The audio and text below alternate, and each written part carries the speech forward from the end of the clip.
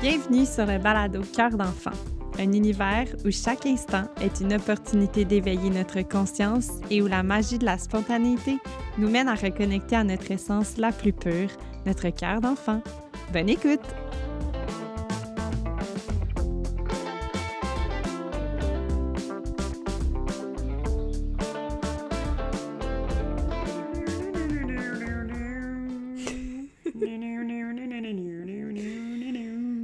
Bienvenue à le podcast pour les lumières et pour les mamans. Allô, Bibi! Allô? Bienvenue sur le balado Cœur d'enfant! Merci. T'es mon premier invité. Oui, je suis même pas préparé. J'espère que toi t'es prête parce que moi j'ai aucune idée. On va se laisser porter par le flow. Je suis un peu préparée parce que j'avais posé des questions à mes abonnés. Mes abonnés? What's up les followers?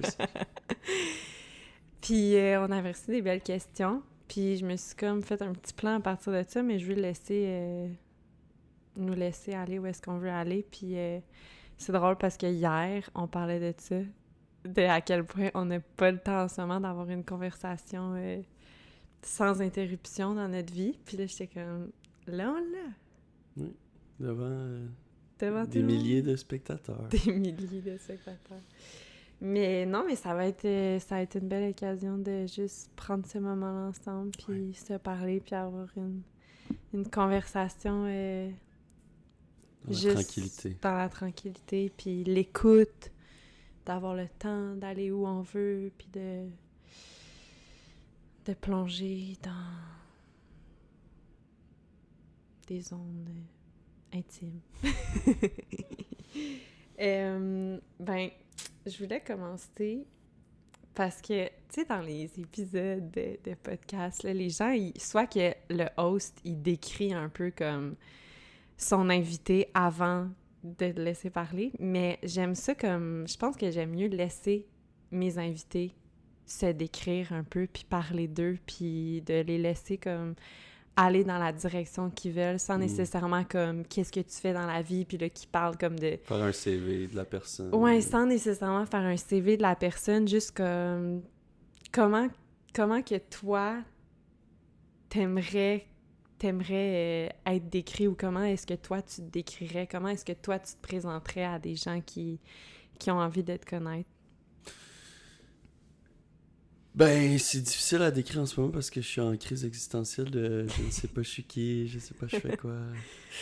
Mais ultimement, je sais que je suis un artiste, un humain, puis que je suis sur la planète pour passer des beaux moments avec les gens, pour créer. Fait qu'après ça, ma profession est floue. Parce que je fais plein de choses, je suis photographe, je fais des vidéos pour les gens, mais ultimement, tu sais, c'est pas ça que je veux faire. Puis je pense pas que ma profession me définit aussi. Mm-hmm. Fait que, tu sais, je fais plusieurs choses dans ma vie, puis j'essaie de pas non plus tout dédier ma vie à mon travail, puis au stress ou à l'argent. Fait que, tu sais, de se définir aux autres comme juste je suis secrétaire, je suis ça, mais tu sais, t'es vraiment plus que ça finalement, plus que ta profession. Fait que je suis un père, mes amis sont importants pour moi, tu sais, fait que c'est ça que je suis un père, un frère, un fils. Est-ce que tu trouves que tu sais, ça a toujours été une certitude, ça a toujours été vraiment clair en toi depuis que je te connais, que t'es un artiste. Puis est-ce que tu trouves ça difficile, tu sais, de te... Vu qu'un artiste, c'est comme un peu le titre le plus flou qu'on peut comme accorder à quelqu'un, parce que quand t'es artiste, mais ça peut prendre tellement différentes formes, puis je pense que tout le monde est un peu un artiste, tu sais, à sa façon, puis tout le monde a la capacité et même l'envie, tu sais, de créer. Je pense que c'est vraiment humain, c'est de ça. Est-ce que tu penses que ça, c'est un peu au corps de, mettons, ta crise existentielle en ce moment, d'être comme la pression de la société qui est genre, faut que tu te définisses avec quelque chose de précis que tu fais du début à la fin de ta vie. Est-ce que tu ressens que c'est ça un peu de comme, OK, il faut que je choisisse une chose ou tu te sens bien avec toutes ces facettes-là de toi?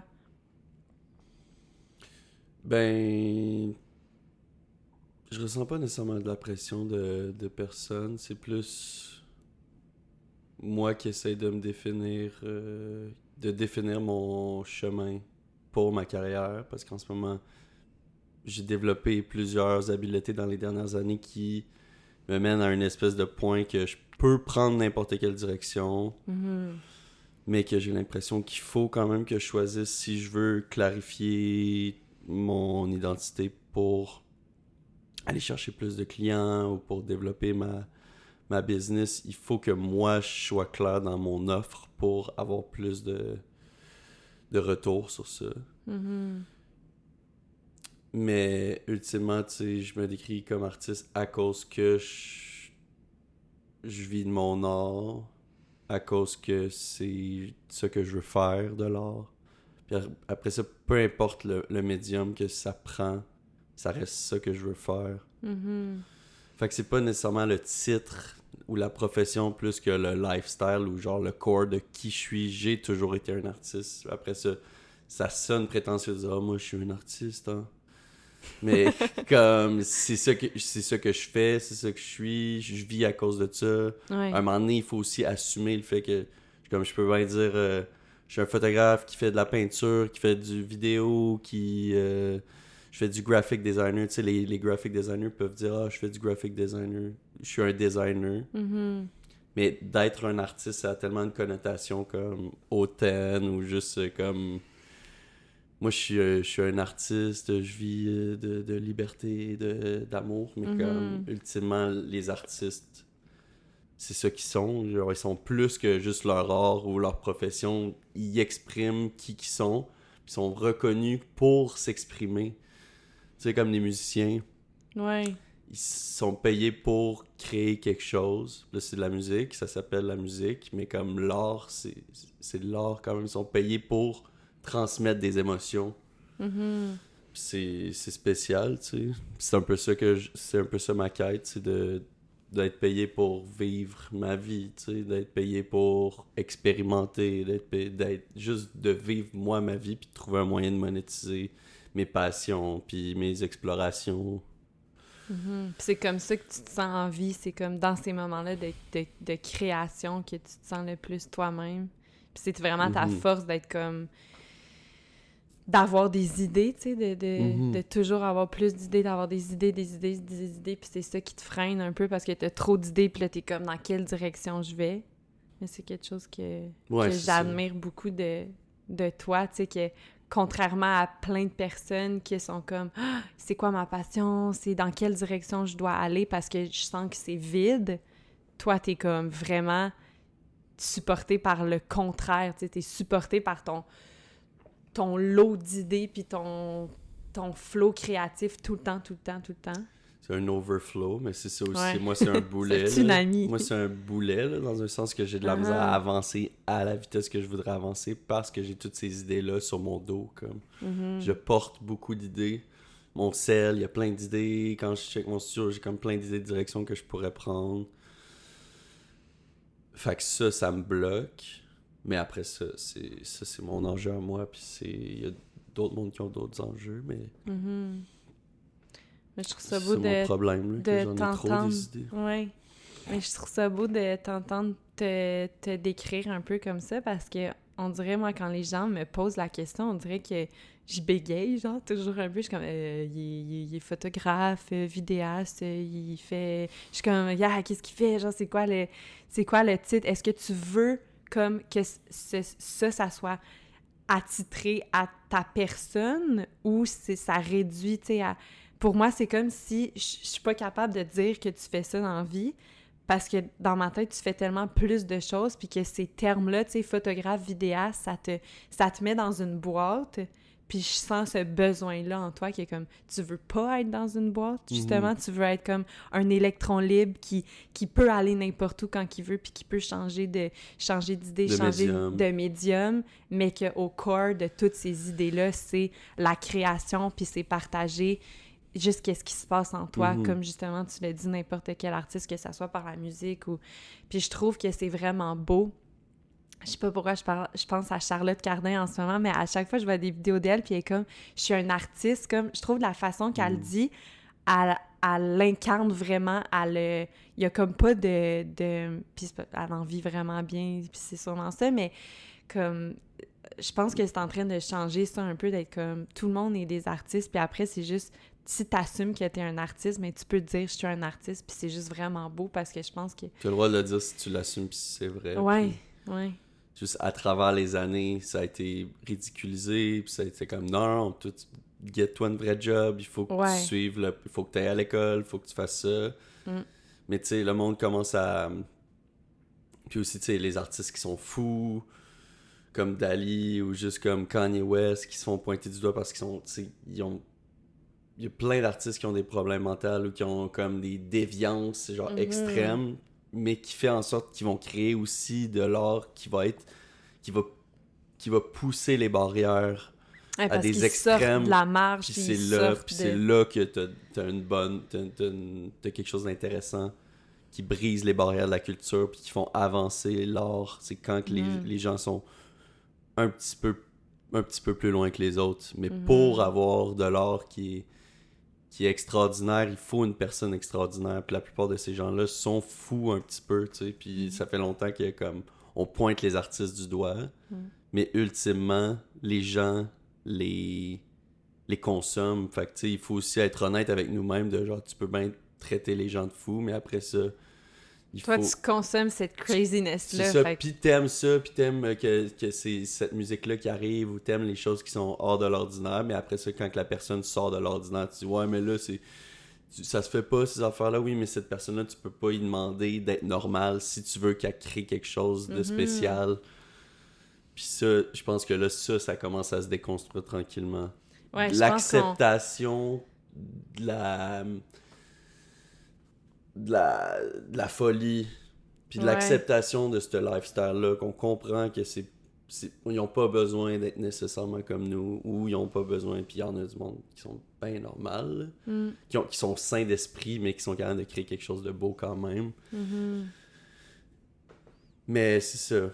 On dirait que c'est comme, je le vois comme, justement, que c'est en train de changer un peu, parce que c'est comme, je vois cette folie-là, si je vois cette folie-là en l'autre, c'est parce que je l'ai un petit peu à l'intérieur de moi, puis ça fait du bien de, tu sais, quand que je regarde, moi, une vidéo, tu sais, de Madoff ou d'un humoriste vraiment drôle, que je suis comme, j'aime ça parce que c'est comme cette petite partie-là à l'intérieur de moi qui, en riant puis en regardant cette vidéo-là, comme remonte à la surface, puis ça, c'est comme, it makes it alive. Ça cette partie-là de moi. De nous. Ouais. C'est humain, tu sais. C'est comme on est tous un peu des artistes. C'est des parties que nous, on touche pas nécessairement parce qu'on n'a pas exploré ces zones-là, mais on peut quand même relate avec certaines parties de ce art-là à cause de ça. C'est beau. Ouais. En tout cas, moi, je suis bien fière de dire que mon amoureux, c'est un artiste. Crazy.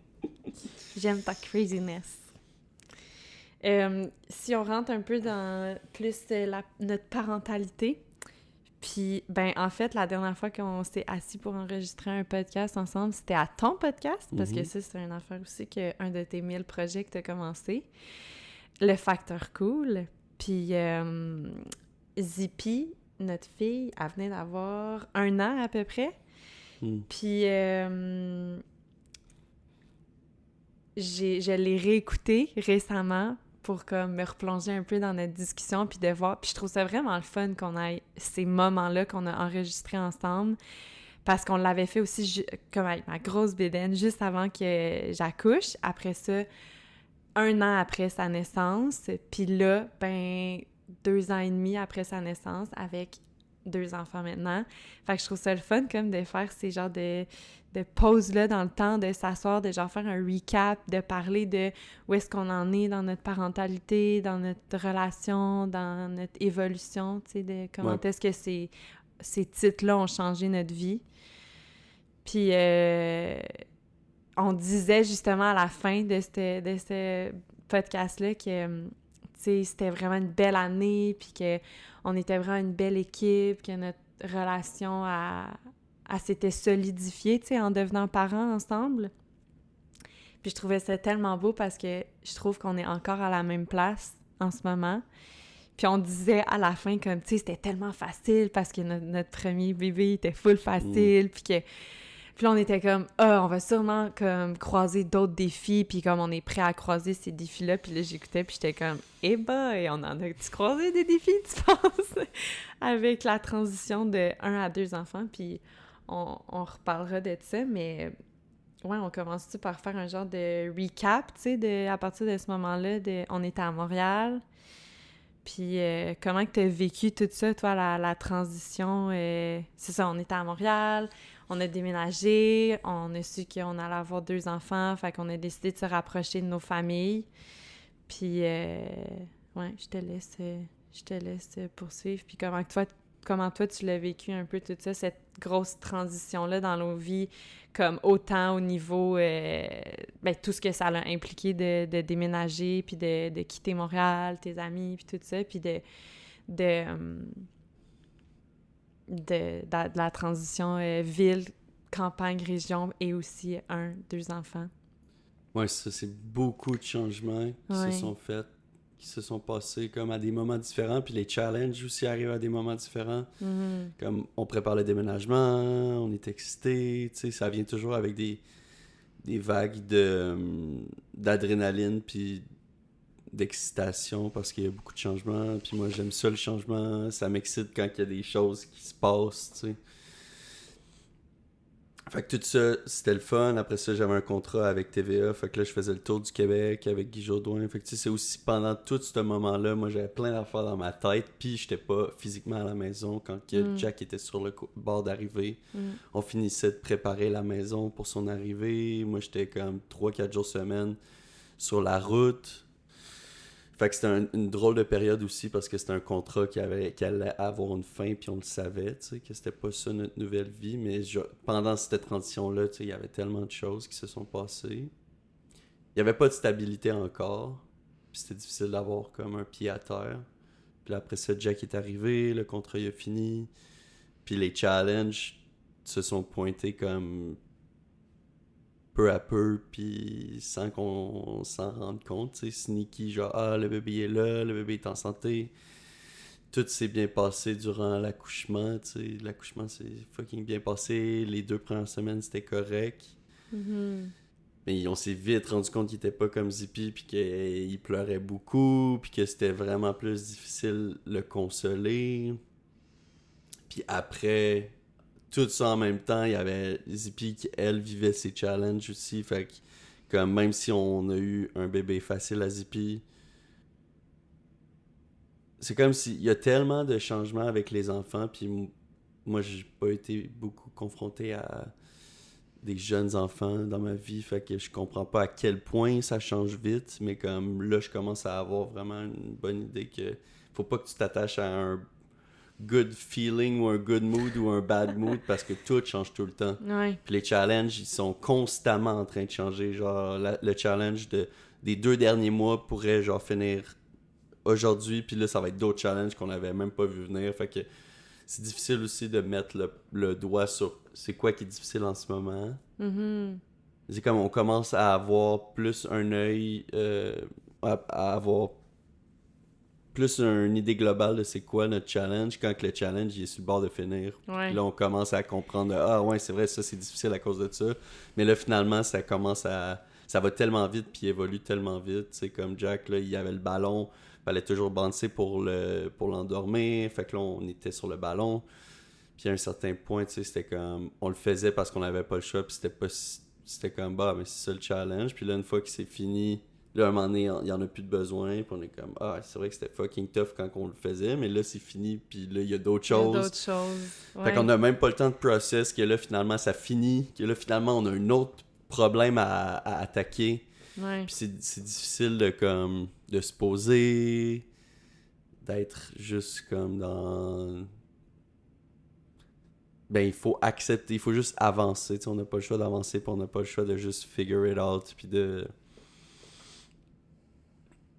d'attaquer toutes les situations, tu sais, avec le plus de positivisme qu'on peut. Puis en tout cas, tout ça, c'est pour dire que finalement, tout s'est bien passé, mais la transition de 1 à 2, tu sais, c'est plus que la transition, tu sais, c'est le déménagement, la nouvelle vie Mm. ici, moi je suis loin de mes amis, toute L'accumulation de tous ces changements-là qui font en sorte que ma vie est vraiment plus pareille. Mm-hmm. Pas 100% différente non plus, mais tu sais, avant je travaillais dans l'agence, fait que j'avais un salaire régulier, je travaillais pour une business que eux me fournissaient les clients, fait que eux m'amenaient les clients, là j'ai plus ça, je suis 100% autonome, fait que là, c'est moi qu'il faut qu'il aille trouver des clients, les clients viennent à moi, c'est moi qui gère, tu sais, tout ça, ce côté-là, le côté administratif, en même temps d'être toujours à la maison, Mm-hmm. avec les enfants, avec toi, le soir, tu sais, on est comme toujours dans la même routine, mais toujours ici, chez nous, sans beaucoup sortir. Mm-hmm. Comment que tu trouves... Parce que c'est quelque chose que j'admire vraiment chez toi, puis que tu me ramènes vraiment comme quand je pars un peu dans ma tête, puis comme dans full l'introspection, puis j'analyse les affaires, puis je suis comme très... Puis ça me fait du bien, moi, de faire ça, puis j'ai toujours été comme ça. J'ai besoin de ces moments-là, genre de check-in, puis de... Je suis très nostalgique aussi comme personne, tu sais, de comme faire la vie d'avant, la vie d'après, c'est comment, là, c'est comme ça, puis de comparer les choses. Mais toi... Mais c'est vrai, mais toi, des fois, ça devient comme un peu overwhelming. Puis toi, t'as comme c'est comme inné en toi, on dirait d'être juste comme « it is what it is ». Genre, en ce moment, c'est ça. Puis tu le sais que ça sera pas ça pour toute la vie. Tu sais que c'est comme « en ce moment, c'est ça, c'est correct ». On go through it, puis on essaie de le vivre le plus possible dans la positivité, puis t'es comme... Je te sens jamais, genre, en mode panique ou en mode survie ou en mode comme beaucoup de parents pourraient être, tu sais, avec toutes ces responsabilités-là sur les épaules, puis le chaos de les routines, tu sais, les transitions d'une vie familiale avec des jeunes enfants et tout. Puis on dirait que, tu sais, même quand je t'entends parler de avant, tu sais, le déménagement, notre vie à Montréal, puis maintenant, c'est comme si... Oui, il y a tellement de choses qui ont changé, mais je sens que toi, t'es vraiment groundé tout le temps. Je sens que toi, t'es pas comme... Tu sais, on évolue, puis on change, puis on se transforme avec... Surtout à chaque fois qu'il y a un enfant qui arrive dans la famille, tu sais, c'est comme vraiment une nouvelle personne, une nouvelle âme, une nouvelle identité qui arrive dans notre vie, puis c'est de comme, OK, maintenant, on était 2, là, on était 3, puis là, on est 4, tu sais, c'est fou de penser à ça. Puis d'être comme... T'es quand même tout le temps comme... T'es vraiment connecté avec la réalité du moment présent.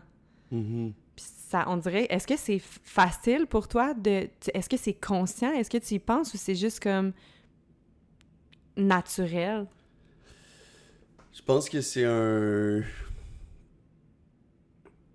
Je pense que c'est un mélange des deux.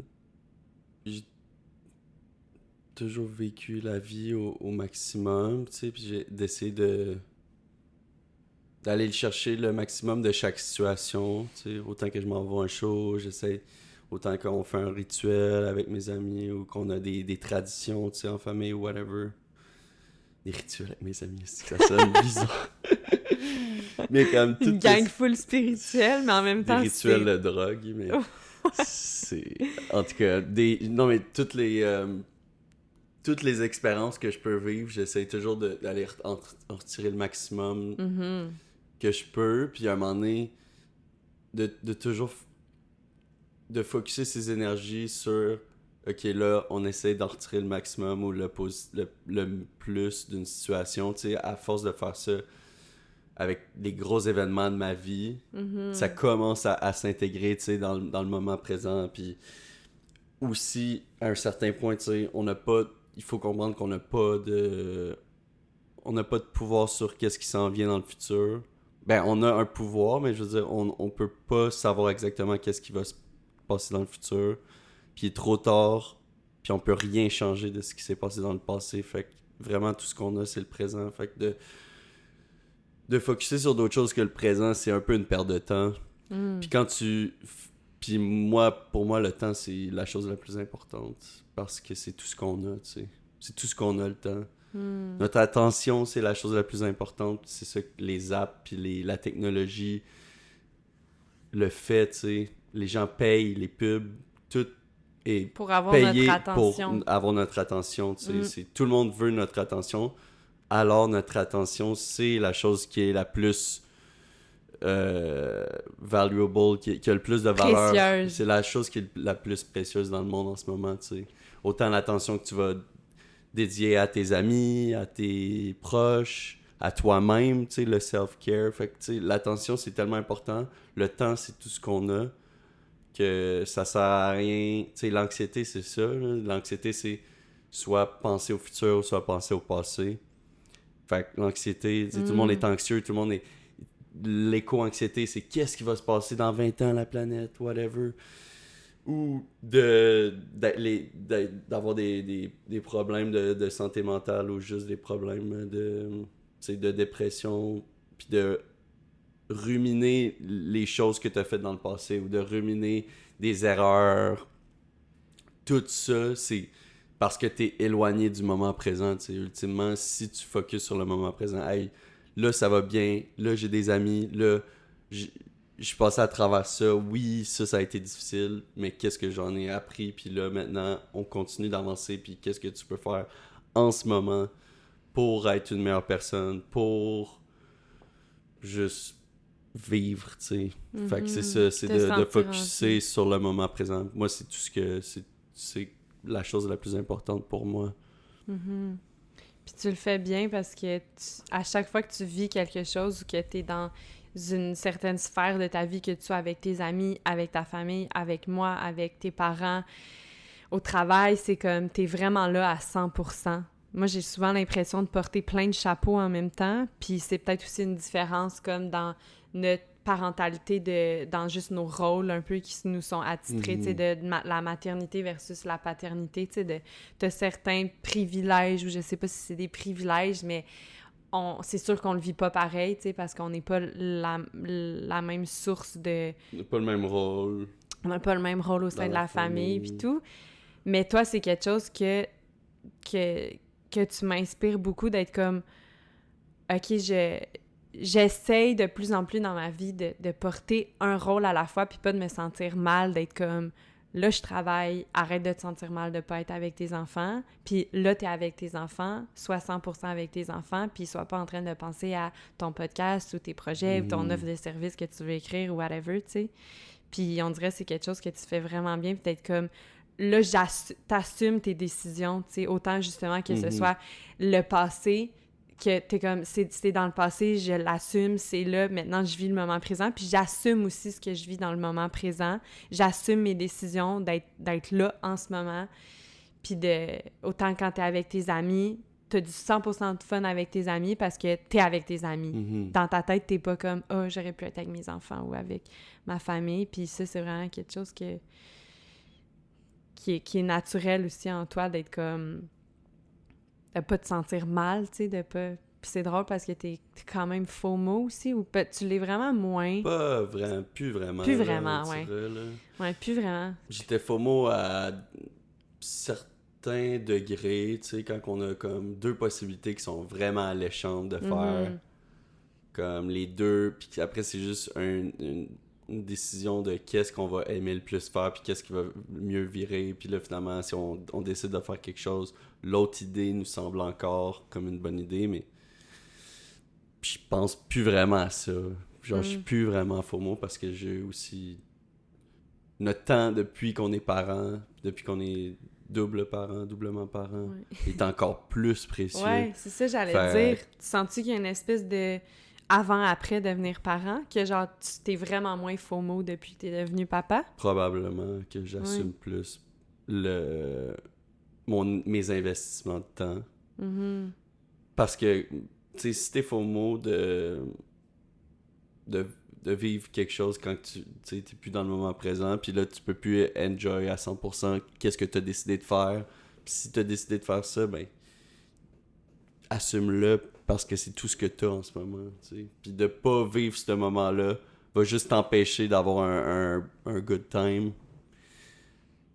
Alors, bon, c'est ça. Mais c'est ça, c'est naturel un peu dans le sens que pour moi, je pense pas tant que ça. C'est plus une philosophie overall que je me ramène toujours au moment présent. C'est pas vraiment une... T'as pas la pression, la voix est comme « vis le moment présent, retourne au moment présent, retourne ». Tu fais juste le vivre à 100%. C'est gentil que tu me dises ça, mais comme pour moi, c'est pas une...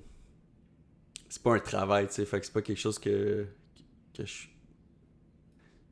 je peux nécessairement comme accepter comme une belle... Comme être fier. Ouais, être fier de ça. Je peux pas vraiment être fier de ça si c'est ancré en moi. Mm-hmm.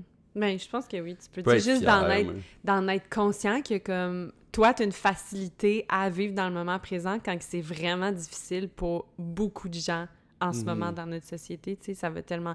Tout va vite, justement, quand tu parlais des applications qui sont comme « OK, tout l'algorithme, tu sais, comment est-ce que je peux capter son attention le plus de secondes possible? » Genre, tout est tellement comme... Calculé pour nous voler notre temps. Ouais. Puis toi, t'es comme... Hey, moi, j'ai eu le moment à 100%, puis je me sens pas mal d'être... Ben ouais, mais don't get me wrong, tu sais, je suis capable de procrastiner en masse, puis je suis capable de douter, puis je suis capable d'avoir des... tu sais, je suis aussi vraiment intense dans qu'est-ce que je fais. Mettons que j'écoute de la musique, je vais vraiment l'écouter intensément. Aussi, j'écoute si je suis sur mon cell puis je perds du temps, je veux dire, je vais quand même perdre mon temps. Là. Ouais.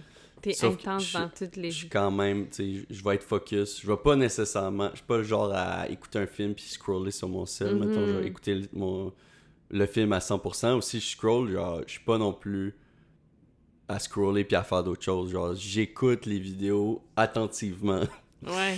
Parce que c'est intéressant puis j'écoute pas n'importe quoi, genre. Je perds du temps, oui, mais j'essaie de pas écouter n'importe quoi. Parce que qu'est-ce qu'on consomme est important. Fait que c'est des choses positives, des choses éducatives, mais ultimement, je retiens pas tout ça. On dirait, tu parlais, puis genre, c'est la première fois que je fais ce lien-là dans ma tête, mais on dirait que la capacité à vivre le moment présent a comme une corrélation avec notre capacité d'attention. Puis on dirait que t'as vraiment une capacité d'attention, comme... Tu sais, l'autre fois, tu me disais, tu me fais des résumés des vidéos TikTok que tu regardes comme si ça faisait genre 2 secondes, t'es comme, ouais, là, il est arrivé ça, puis là, tu sors des statistiques, puis comme tu te rappelles tellement. Je suis comme, comment tu fais pour tout te rappeler de ça? Moi, je check des trucs, puis après, je me sens comme de la merde parce que je viens de perdre 40 minutes sur mon cell, puis je peux pas croire puis que ça... Puis tu te rappelles de rien. Puis je me rappelle de rien. Je suis comme, c'est donc bien de la merde. Toi, t'es comme... Tu te souviens de tout ce que t'as vu parce que, justement, c'est comme... T'as été présent aussi dans ce moment-là parce que t'étais attentif à ce que t'étais en train de faire. On dirait que c'est comme... C'est vraiment lié au moment présent. T'sais. Ouais, c'est lié au moment présent, mais après ça C'est fou. Non, c'est vrai, j'avais jamais vu ça comme ça, Non mais plus. c'est quand même un problème parce que je veux pas nécessairement consommer des médias sociaux autant que je le fais. Je le fais moins, mais quand je le fais, c'est positif. C'est du contenu positif, éducatif. Fait que c'est ça le danger de me dire je mets du temps là-dedans parce que c'est éducatif ou de pas me sentir mal à cause que c'est éducatif, mais en tout ça et quand même, je pourrais faire d'autres choses. Je pourrais expérimenter plus. Mais ça reste que je suis vraiment focus sur qu'est-ce que j'écoute. Aussi à cause que je suis un freak puis je train mes algorithmes, là, je veux dire. Ouais, ça c'est fou. T'es vraiment conscient aussi parce que tu travailles là-dedans. Ouais, c'est ça. J'étudie un peu ça, tous les algorithmes puis les médias sociaux. Puis le marketing, ça me passionne. Fait que j'ai comme appris comment que ça fonctionnait. Fait que j'essaie de créer puis de curate, en anglais, C'est comme d'aligner mes algorithmes à 100% pour mes intérêts. S'il y a quelque chose que j'aime pas, tu fais 3 petits points, ne plus m'afficher ce genre de contenu. Puis là, après, quand il y a des choses que t'aimes, tu make sure que t'es like, que tu commandes, que tu saves. Les choses que j'aime vraiment, j'ai save. Puis tu traînes l'algorithme à te fider des choses vraiment comme toi tu veux. Après ça, si tu fais juste écouter des affaires qui sont inoffensives puis stupides, tu vas avoir des choses stupides puis tu traînes ton algorithme à te fider des choses stupides. Mais moi, je traîne mon algorithme à me fider des choses positives qui vont montrer des trucs exactement sur mes champs d'intérêt, vraiment précis. Fait que l'algorithme, il me connaît tellement que c'est ça le danger. C'est trop bon. C'est trop le fun. C'est vraiment bon et spécial et exactement qu'est-ce que je recherche en ce moment. Mais c'est fou d'avoir une relation autant comme aiguisée avec l'algorithme. Non, mais c'est vrai, comme j'entends personne dire ça. Comme toi, tu utilises l'algorithme à ton avantage, que là, c'est rendu tellement nice que c'est comme un désavantage parce que c'est trop le fun. Mais au moins, t'es pas coupable parce que t'as eu du fun. Tu sais, moi, je suis comme, j'ai donc bien regardé des niaiseries. Tant qu'à perdre ton temps, tant qu'à écouter les médias sociaux, à être là aussi bien, écouter quelque chose de nice. Mais c'est fou parce que j'ai l'impression que les gens sont pas conscients qu'ils peuvent train l'algorithme puis qu'ils peuvent avoir cette relation-là ou cet impact-là juste avec le nombre de secondes que tu regardes une vidéo de les 3 petits points. J'ai jamais fait ça, moi, faire comme ne plus m'afficher ce genre de contenu, mais c'est hot que tu le soulignes parce que comme on a un certain de scroller en conscience. Ouais, c'est ça. Arrêtez de scroller ou scroller en conscience. Oui, wow. Puis mettons, là, parce qu'on a reçu beaucoup de questions de... Q&A moment. Les défis qu'on vit, parce que j'ai l'impression que dans la parentalité, c'est ça, les gens vivent tellement de défis, puis les défis, comme tu l'as nommé tantôt, ça change tout le temps, ça évolue, puis t'as terminé un certain défi, comme nous, le défi de bouncer sur un ballon pendant 7 mois, puis avoir vraiment mal au dos, puis que ça soit la seule chose pour endormir notre bébé. Quand t'es dedans, tu penses que ça finira jamais. T'es comme, OK, genre, quel calvaire. Nous, on est pognés avec ce ballon-là toute notre vie. Puis genre, on l'apportait dans l'auto quand on allait dormir à Montréal chez des amis. Puis là, nos familles nous trouvaient donc bien drôle d'arriver avec le ballon. Mais c'est comme, vous ne comprenez pas, genre, il a vraiment besoin de son ballon. C'est juste ça qui marche. C'est juste ça qui marche. Puis tu penses que comme ça finira jamais, puis que genre, on va devoir traîner le ballon partout avec nous, puis qu'on pourra juste jamais sortir parce que tu peux pas, comme...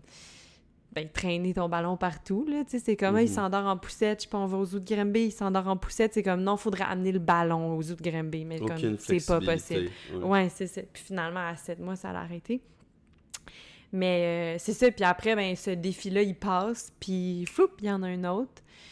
Puis c'est quoi, tu sais, dans toi, la transition, tu sais, d'avoir 2 enfants puis de diviser notre attention, qu'est-ce que tu as trouvé, toi, le plus challengeant? J'ai l'impression que c'est ça, que ça fait du bien d'entendre des parents parler de leurs défis parce que on se comprend puis on s'entend tout puis on est comme on se sent tellement moins seul à vivre nos défis parce qu'on réalise que comme il y a plein d'autres humains qui vivent les mêmes défis. Fait que je pense que de parler de ça, des défis, puis de commenter aussi c'est quoi nos trucs pour surmonter les défis ensemble, puis le genre d'équipe qu'on est.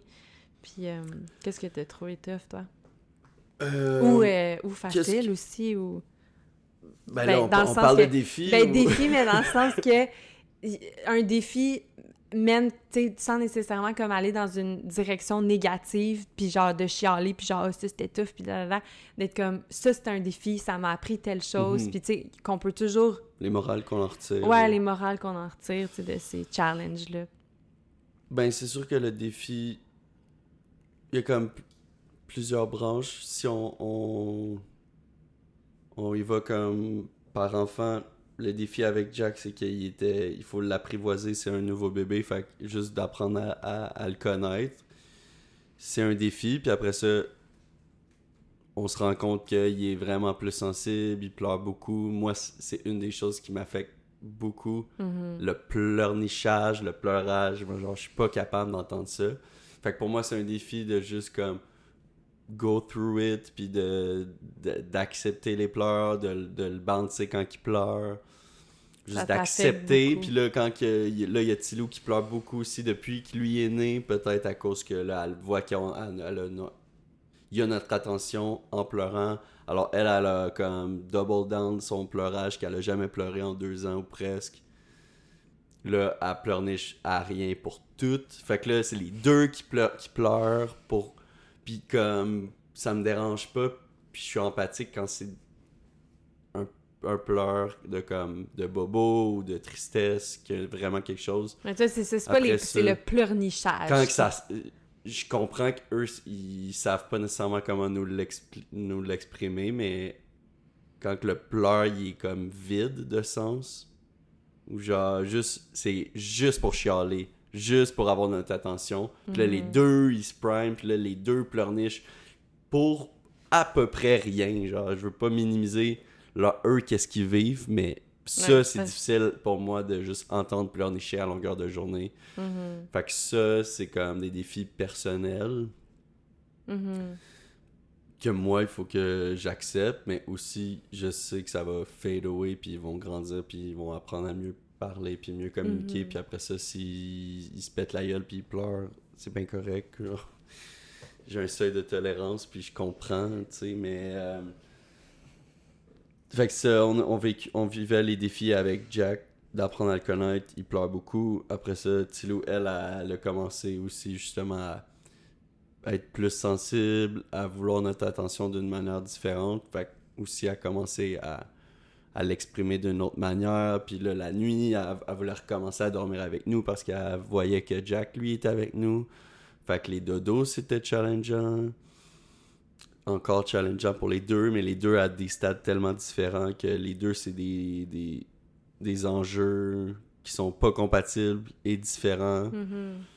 Puis je pense que le plus gros challenge qui englobe toute la famille puis qui impacte le plus nos vies, c'est le temps. Fait que la gestion du temps. Puis les deux qui sont sur comme un peu 2 fuseaux horaires. Que lui, il se lève plus tôt. Elle se couche plus tard, mais les deux... Fait que nous, on est comme... On a du temps en famille, mais on n'a plus de temps pour nous. On couche... Pendant qu'un couche un, l'autre couche l'autre. Après ça, quand un est levé avec un... Tu sais, si on est tout le monde ensemble, tout le monde est ensemble, puis on passe du temps ensemble. On passe pas du temps juste nous deux. Puis il y a les... Puis c'est ça, fait que juste la gestion du temps, puis avant avec quand que il y a un des deux dans le couple qui passe la soirée avec le bébé, l'autre peut aller faire quelque chose le soir, se sent pas mal, c'est bien plus facile juste partir, avoir du temps pour toi, avoir du temps avec tes amis, puis avoir du temps ensemble parce que quand le bébé dort. Ouais. Puis à partir de 2 enfants, là, c'est comme le next level parce que là, on peut pas juste... Moi, je voulais commencer le jiu-jitsu, je voulais voir mes amis, mais finalement, je peux pas partir parce que si je pars, c'est difficile pour toi. Puis là, moi, je peux pas non plus me dire « Ah, ben, ça va être difficile pour elle, tant pis, moi, je vais faire ça, tu sais. » C'est comme la charge de ce que j'entends, en résumant un peu tout ça, tous les défis puis tout, c'est comme que, genre, tous les parents traversent puis que c'est full normal, que c'est comme, j'ai l'impression, dès que t'as 2 enfants, que tu switches de 1 à 2 enfants, qu'est-ce qui clash puis qu'est-ce qui fait en sorte que c'est vraiment difficile, c'est le temps que t'as... Ben, les responsabilités augmentent genre x2, parce que là, t'as 2 êtres humains à t'occuper. Puis ça, en même temps que ton temps, il diminue x2. Fait que c'est comme cette juxtaposition-là d'être comme... Plus de responsabilités et moins de temps. Vraiment moins de temps. Fait que c'est comme... c'est juste une autre vie. C'est comme la même vie qu'on avait avant, mais comme moins de temps pour le fun, puis plus de choses à faire. Ouais. Fait que c'est comme... Ça fait en sorte que toute ta vie est plus challengeante. Ouais. Que t'as moins de patience pour tout, ou t'as moins de temps pour dormir, ou t'as moins de temps pour avoir du fun. Fait que si t'as moins de temps, t'es dans une loupe, que si t'as moins de temps pour avoir du fun, ben tu peux... justement, peut-être que t'es moins heureux parce que tu fais pas les choses que tu voudrais faire. Il y a des compromis partout. Puis là, les compromis qui s'empilent, à un moment donné, t'es comme, ouais, mais je fais juste ça, des compromis. Puis il est où, comme, la partie que je veux, tu sais. Ouais. La partie que je veux. Je fais des compromis, comme, je fais des compromis. Je vais voir mes amis, okay. je suis comme fucking content, je vais voir mes amis. Genre une fois par mois ou par mois et demi. Puis je suis comme, c'est nice, là, je les vois. Puis après ça, tu sais, ça recommence. Puis je suis comme, ouais, c'est ça. J'ai fait des compromis pour pas les voir pendant 2 mois, pour les voir une journée, tu sais. C'est comme beaucoup de compromis, comme pour toi aussi, genre, je me couche tard une fois, tu sais. Ouais, je me couche tard une fois parce que là, je suis comme, ok, là, j'ai une soirée pour moi, là, je suis full fatiguée. Finalement, c'est ça, il y a d'autres compromis qui s'empilent, puis il y a d'autres points négatifs qui vont arriver par la suite. Ouais. Fait que c'est jamais comme gratuit, tu sais, il y a jamais comme de bonheur facile et gratuit. Il faut toujours que tu le travailles ou que tu... Si moi, je m'en vais au jiu-jitsu, ben je sais que toi, tu vas écoper. Ouais. Fait que là, c'est comme... Là, moi, je vais t'en devoir une pour aller faire mon jiu-jitsu. Fait que tu sais, c'est comme, il y a beaucoup de dettes invisibles ou de juste, si moi je veux faire ça, ben toi, il va falloir que tu fasses ça. Puis si toi tu veux que je fasse ça, il faut que moi je fasse ça. Mais tu sens-tu ça? Parce que moi, je sens pas tant ça. C'est pas la dette calculée, c'est pas une liste, tu sais. Ouais, puis je sens pas que c'est négatif, tu sais. Je sens que c'est le fun. C'est comme... Oui, mais c'est quand même une... c'est quand même quelque chose à calculer. Une charge mentale qui s'accumule, tu sais. Ouais, comme, il faudrait que j'arrête de travailler plus tôt aujourd'hui pour faire le souper, pour enlever ça sur les épaules à Bibi, ou juste comme, ok, aujourd'hui je me couche tôt, puis je me lève tôt, puis c'est juste des choses à penser de plus. Des maths de parents. Ouais. Ouais. Puis, est-ce que tu trouves que c'est ça, tu sais, de, comme, ce temps-là, parce que il y avait une question, c'était comme... Comment prendre du temps de qualité en amoureux? Puis là, j'étais comme, c'est... Pas la réponse à ça. Ouais, je suis comme, j'ai pas la réponse, je vous pose la question. Je pose la question. Comment prendre du temps de qualité en amoureux? Parce que c'est vraiment ça, notre défi en ce moment. Puis tu sais, notre bébé, il a quand même juste 10 mois encore. Fait que c'est un bébé, il a besoin de nous encore beaucoup, besoin de moi pour l'endormir tout le temps. Puis...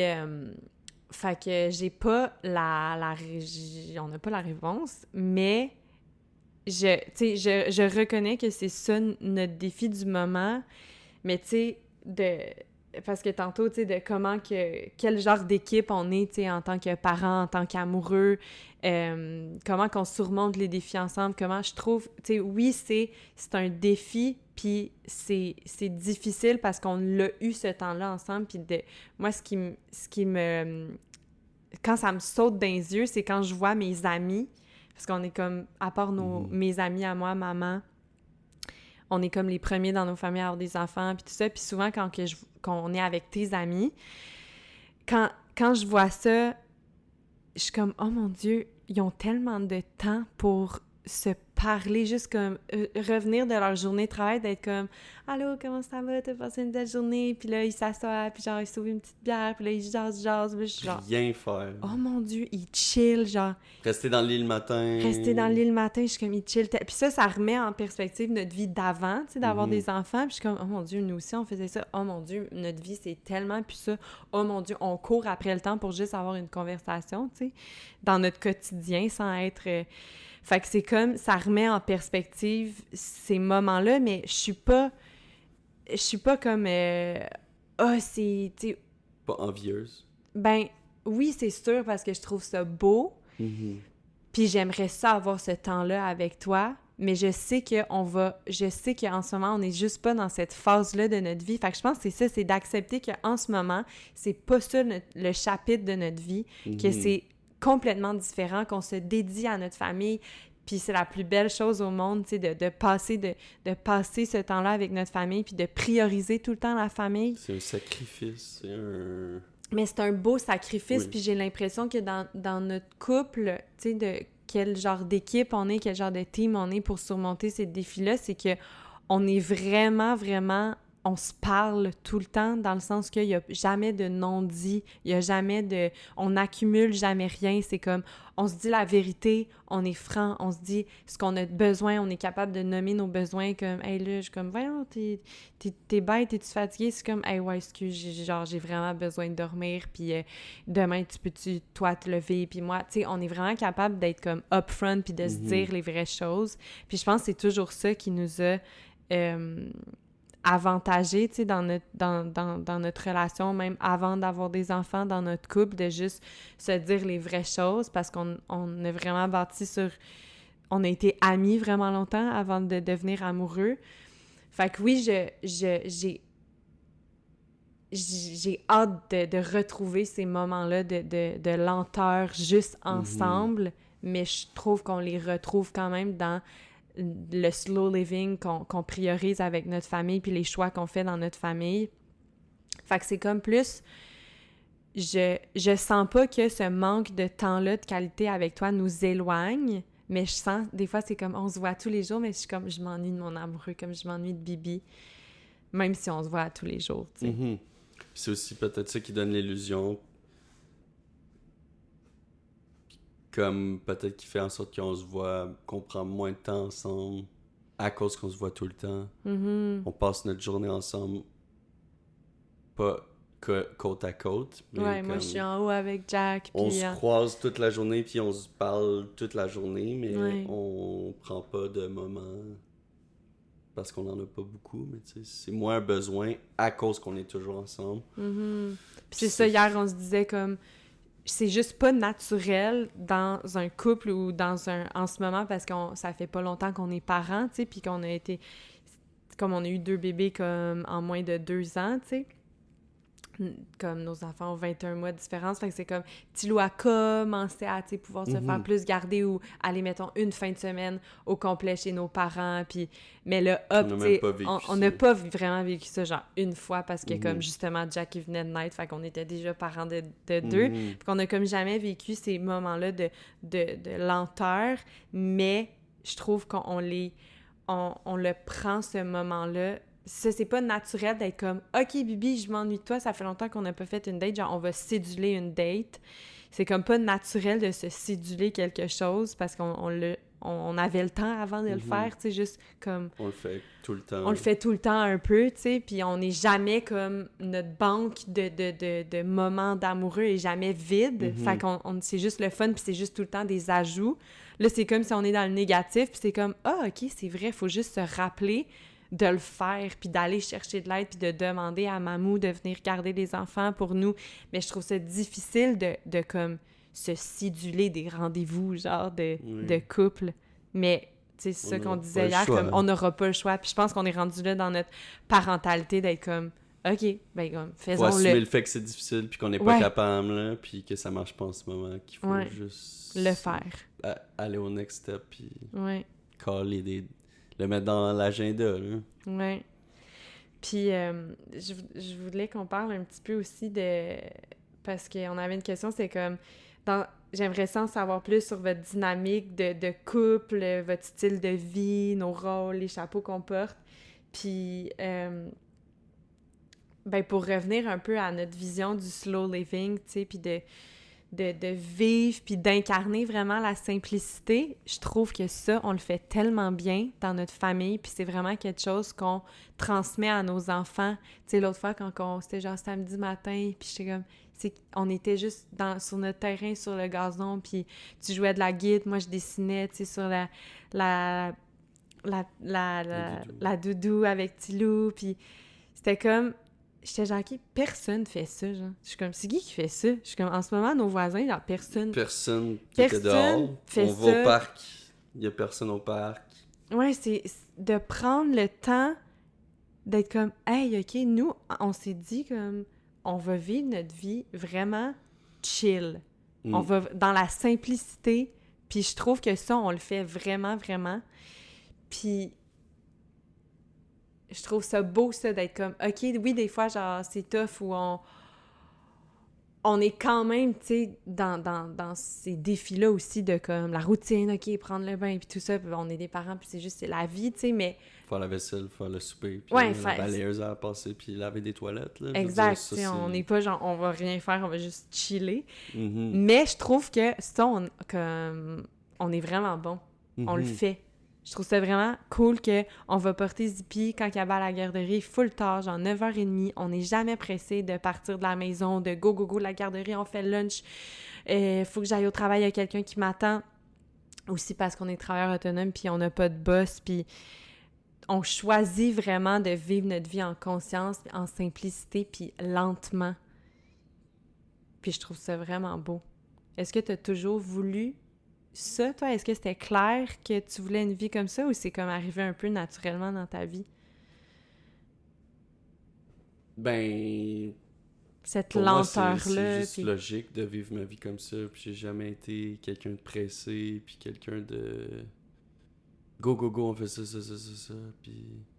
Je trouve pas ça logique de perdre sa vie à courir, puis à être toujours dans l'excès, puis de rattraper, de travailler pour payer tes shit, que t'as même pas besoin de profiter parce que tu travailles, tu sais. Être pris dans le Matrix. Être pris dans le Matrix, ça fait pas de sens pour moi, mais après ça, on n'a pas le choix de vivre, on n'a pas le choix de travailler, puis c'est de trouver l'équilibre là-dedans qui est difficile. Ouais. Puis là, on est travailleur autonome, on fait pas pitié, mais on est fucking pas riche. On n'est vraiment pas riche. Ça, je dis, on n'a pas vraiment d'argent, mais on chill. C'est ça, Notre on vie, prend le temps. on prend le temps. On prend le temps de profiter de la vie, puis ça, c'est important pour moi. Que C'est ça, sûr que j'aimerais ça, avoir plus d'argent, mais avoir de l'argent pour vivre des expériences, tu sais. De faire, ok, on a plus d'argent, ok, là, on part en Inde pendant 3 mois. Pas avoir de l'argent pour avoir plus de choses, pour travailler plus au final. Non, c'est ça, c'est juste avoir plus d'argent pour pouvoir se permettre de faire plus de choses puis de vivre plus d'expériences. Ouais. Mais ultimement, si on n'est pas capable de faire ça, ben, ça fait pas de sens de travailler plus puis de vivre moins. Fait que si j'ai moins d'argent, je vais quand même essayer de baisser mon mode de vie, mes expectations puis mon matériel pour pouvoir quand même vivre avec, d'utiliser mon temps comme je veux, tu sais, puis de pouvoir passer du temps ensemble sans être pressé, puis de choisir c'est quoi qu'on fait. Tu sais, c'est d'être maître de mon horaire qui est le plus important pour moi, puis c'est important de transmettre ça à nos enfants, puis de pas aussi vivre dans... Être libre. Pas vivre dans le fucking... l'énergie de « cette job-là, c'est de la merde », puis l'énergie du travail, ou cette énergie-là, tu sais. Vivre dans l'énergie de genre « papa, il s'en va travailler, c'est le fun, il s'en va travailler, tu sais, quand je m'en vais, c'est le fun. » Ouais, que ce soit positif, tu sais, c'est le fun, on va travailler sur nos projets, puis on est animé par nos passions, puis c'est ça qui nous drive. Puis moi, c'est quelque chose que je me répète souvent quand que j'ai le stress aussi financier, tu sais, que... Puis ça, c'est... En fait, ben, c'est toi qui... Tu sais, on a des défis différents aussi en tant que maman et papa, puis ça fait, moi, 3 ans que je travaille pas, tu sais, parce que j'ai comme enchaîné mes 2 grossesses, 2 congés de maternité, fait que c'est comme... C'est merci, le gouvernement. C'est le gouvernement qui me fait vivre, mais comme... Je me le répète quand j'ai quand même ces moments-là, tu sais, de stress ou de comparaison, d'être comme « on part pas en voyage 3 fois par année avec nos familles, mais on transmet quelque chose d'autre à nos enfants. » Puis je suis comme « on n'a pas la richesse matérielle. » Puis je veux dire, on est très bien, là. Mais la richesse est à redéfinir parce qu'on a la richesse du temps puis de la lenteur. Moi, c'est vraiment ça. Je suis comme, c'est tellement hot de se réveiller puis de pas être pressé. On n'est jamais pressé. Je suis jamais pressée dans ma vie. Je suis juste bien puis je flow avec mes enfants, avec la journée, avec toi aussi, que cette liberté-là d'être comme, tu sais, Tilou est à la garderie puis on peut partir avec Jack, notre bébé, pendant pendant un après-midi, genre mercredi après-midi, on s'en va ensemble avec Jack, puis on a comme un petit moment comme sortir de la boîte comme qu'on travaille dans un bureau puis qu'on doit juste faire les activités le fun la fin de semaine parce que c'est ça l'horaire de tout le monde. C'est comme, non, c'est nous qui créons notre vie puis on peut faire ce qu'on veut quand qu'on veut. Faut juste comme faut le bâtir puis faut l'alimenter puis c'est pas facile. Mm-hmm. Tu sais, c'est de créer cette vie-là comme qu'il y ait une vie en marge ou qu'il y ait une vie que nous, on décide à 100% ou presque. C'est pas facile. Mm-hmm. Fait que ça amène d'autres défis, puis comme d'essayer d'incarner. Tu sais, j'ai toujours essayé d'atteindre une liberté. Autant une liberté de mon temps qu'une liberté financière. Mais comme cette quête-là de liberté est pas facile à atteindre, puis ça, c'est challengeant. Puis c'est difficile de pas tomber dans l'autre extrême de moi me taper sur les doigts parce que je travaille pas assez, parce qu'il faut que je fasse de l'argent, parce qu'il faut que je sois libre, tu sais. Après ça, moi, je suis mon propre boss, mais il faut pas que je devienne aussi le boss que je voulais pas avoir avant. Ouais. Puis ça, c'est difficile. La ligne est mince entre « Ah, je fais rien », puis la limite entre « Je suis paresseux puis je veux rien faire » ou « Je prends ça chill puis on vit lentement », tu sais. De trouver l'équilibre aussi. Ça, j'ai comme la paresse facile, tu sais. C'est pas de vivre lent, mais je suis comme... J'ai des tendances, je suis paresseux. Si j'ai rien à faire, je vais rien faire, mais comme... Toi, t'es comme, OK, on va à la plage, puis tu prends une décision, puis tu drives. Moi, des fois, je suis comme dans l'extrême que je voudrais juste rien faire. Mm-hmm. Pas toujours, genre, c'est soit des affaires fucking intenses que je veux faire ou rien. Mm-hmm. Toi, t'es comme, ok, on peut, genre, aller dehors, on peut aller au parc, on peut aller à la plage. Toi, tu t'amènes c'est vrai que j'initie beaucoup. On dirait des activités, genre, ou des plans. Puis moi, je suis down de faire ces trucs-là. Ouais. J'ai juste pas comme le réflexe de nécessairement penser à ça. Je suis pas un grand planificateur, genre. Ouais, Je suis comme... Peut-être aussi, c'est le désavantage d'être trop dans le moment présent. Genre, je suis tellement dans le moment présent que je vais pas nécessairement penser à qu'est-ce qu'on va faire cet après-midi. Moi, je suis comme, OK, il fait beau, là. Qu'est-ce qu'on fait aujourd'hui? On fait des activités. Je sais pas, là, on fait rien, là, live. Mais je suis contente que tu le nommes puis que tu le reconnaisses parce qu'on dirait que j'ai jamais vraiment... Tu sais, je sais que j'initie beaucoup de choses puis que je fais, mais j'ai pas l'impression... T'es proactive. Ouais, c'est vrai. T'es proactive. Moi, je suis... C'est cool. Ouais, c'est ça, t'es proactive. Moi, je suis juste comme... Je sais pas je suis quoi, mais je suis pas proactif. C'est vrai que t'as besoin... Je suis ta coach. Je suis pas stagnant, genre, mais c'est comme je suis drivé par la passion, genre, je suis drivé par d'autres choses, puis s'il y a pas ça en ce moment, ben, genre... T'es un bon chiller. Je vais être sur le neutre, genre. Ouais, tu chilles très bien. Ouais, c'est ça. J'ai le chillage facile. Ouais, t'as le chillage facile. Mais c'est ça, fait que ça, c'est de tout... C'est un bon défi pour nous d'amener ça dans la vie de nos enfants, puis de pas commencer à ressentir ce stress-là, de devoir vivre lentement, de toute cette lenteur-là, puis toute ce mode de vie-là de lenteur peut amener d'autres stress. Puis ça, c'est difficile à gager. Ouais, faut pas tomber non plus de l'autre côté. Je travaille autonome, puis si je travaille pas, il y aura pas d'argent. Ouais. Fait qu'il faut quand même que je travaille. Fait qu'il faut quand même que j'aie une routine, puis une stabilité, puis une discipline, puis de trouver la discipline dans la liberté, puis dans la nonchalance, puis dans la lenteur. Tout ça, c'est difficile à manœuvrer. Mais quand on réussit à bien le faire, on est quand même vraiment proche du mode de vie qu'on veut avoir. Même si c'est pas parfait. Puis je trouve qu'on s'équilibre bien aussi. Ouais, c'est ça. On a chacun nos moments d'intensité, puis nos moments de lenteur, puis nos moments de drive, puis nos moments de laid back. Puis tout ça est comme un équilibre. Puis ça aussi, je pense que c'est ça. Notre dynamique a toujours été de de s'écouter, puis de faire beaucoup de choses ensemble. Tu sais, on faisait l'épicerie ensemble, on allait à la ronde ensemble, on faisait comme beaucoup de trucs ensemble. On allait déplacer l'auto. L'auto à Montréal quand il faut que tu changes l'auto de place à cause qu'il y a les poubelles ou les déneigements. C'est comme, on va y aller ensemble. C'est vrai qu'on faisait tout ensemble. Des fois aussi, c'était fucking long parce que là, tu changes ton auto de place, puis t'es parké genre dans l'autre quartier d'à côté. Fait que finalement, ça te prend une demi-heure. Fait qu'on prend une marche ensemble. Puis c'est nice. Mais comme... Puis en ce moment, on fait moins les trucs ensemble, mais on fait quand même les trucs... même si on fait pas les choses ensemble comme dans le temps, on s'écoute autant, puis justement, on va faire « Ah, toi, tu veux-tu faire la vaisselle ou faire le bain? » Fait qu'on va faire... Maintenant, on va plus faire les tâches ensemble, on va les faire en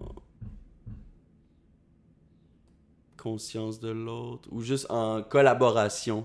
Fait que si on va pas les faire ensemble, on va les faire quand même en collaboration de OK, moi aujourd'hui, tu sais, on est juste honnête. Ah, OK, moi ça me tente pas de faire ça, fais ça. Aujourd'hui, genre, toi fais ça, moi je vais faire ça. Puis d'être honnête avec qu'est-ce qu'on est, qu'est-ce qu'on veut dans le moment présent. Mais j'ai l'impression que c'est un travail d'équipe, mais c'est plus un team qui travaille ensemble. Là, on travaille chacun dans notre département parce qu'on n'a pas le choix. On travaille séparés pour le ensemble. Pour le bien commun de la famille. Ouais. Mais on n'est plus ensemble physiquement. T'sais. Ouais, mais ça me fait penser aussi que tu sais, quand tu dis on travaille en conscience de soi et en conscience de l'autre, puis c'est tellement vrai même que je trouve qu'on n'a jamais à se le dire. On n'a pas tant à ça comme... Des fois, là, on sait pas c'est quoi le mood, puis on est comme « Hey, toi, ce soir, t'aimes mieux faire la vaisselle ou prendre le bain? » Parce qu'on fait souvent ça en même temps pour comme faire un reset à chaque soir de la maison pour commencer notre journée dans une maison comme propre. Puis ça aussi, on a les mêmes standards de propreté. Ben, pas la balayeuse. En vrai, je penserais tout le temps à l'aspirateur, moi, mais tout ça pour dire que on n'a pas tant besoin de se dire tout le temps comme « Hey, toi, comment tu files? » On dirait qu'on est vraiment capable de se saisir, de se lire. Puis on dirait comme des petites fourmis, genre que tout le monde a sa tâche, puis tout le monde on sait qu'est-ce qu'on a à faire pour que nous, on se sente bien, mais aussi pour que l'autre se sente bien, puis on est capable de se lire comme si je sens que toi, tu as besoin de travailler plus, ben je vais prendre l'initiative de faire le souper toute seule, puis de sans nécessairement tout le temps demander ou comme il y a une certaine sensibilité de l'autre tout le temps dans les décisions qu'on prend. Puis je trouve ça beau.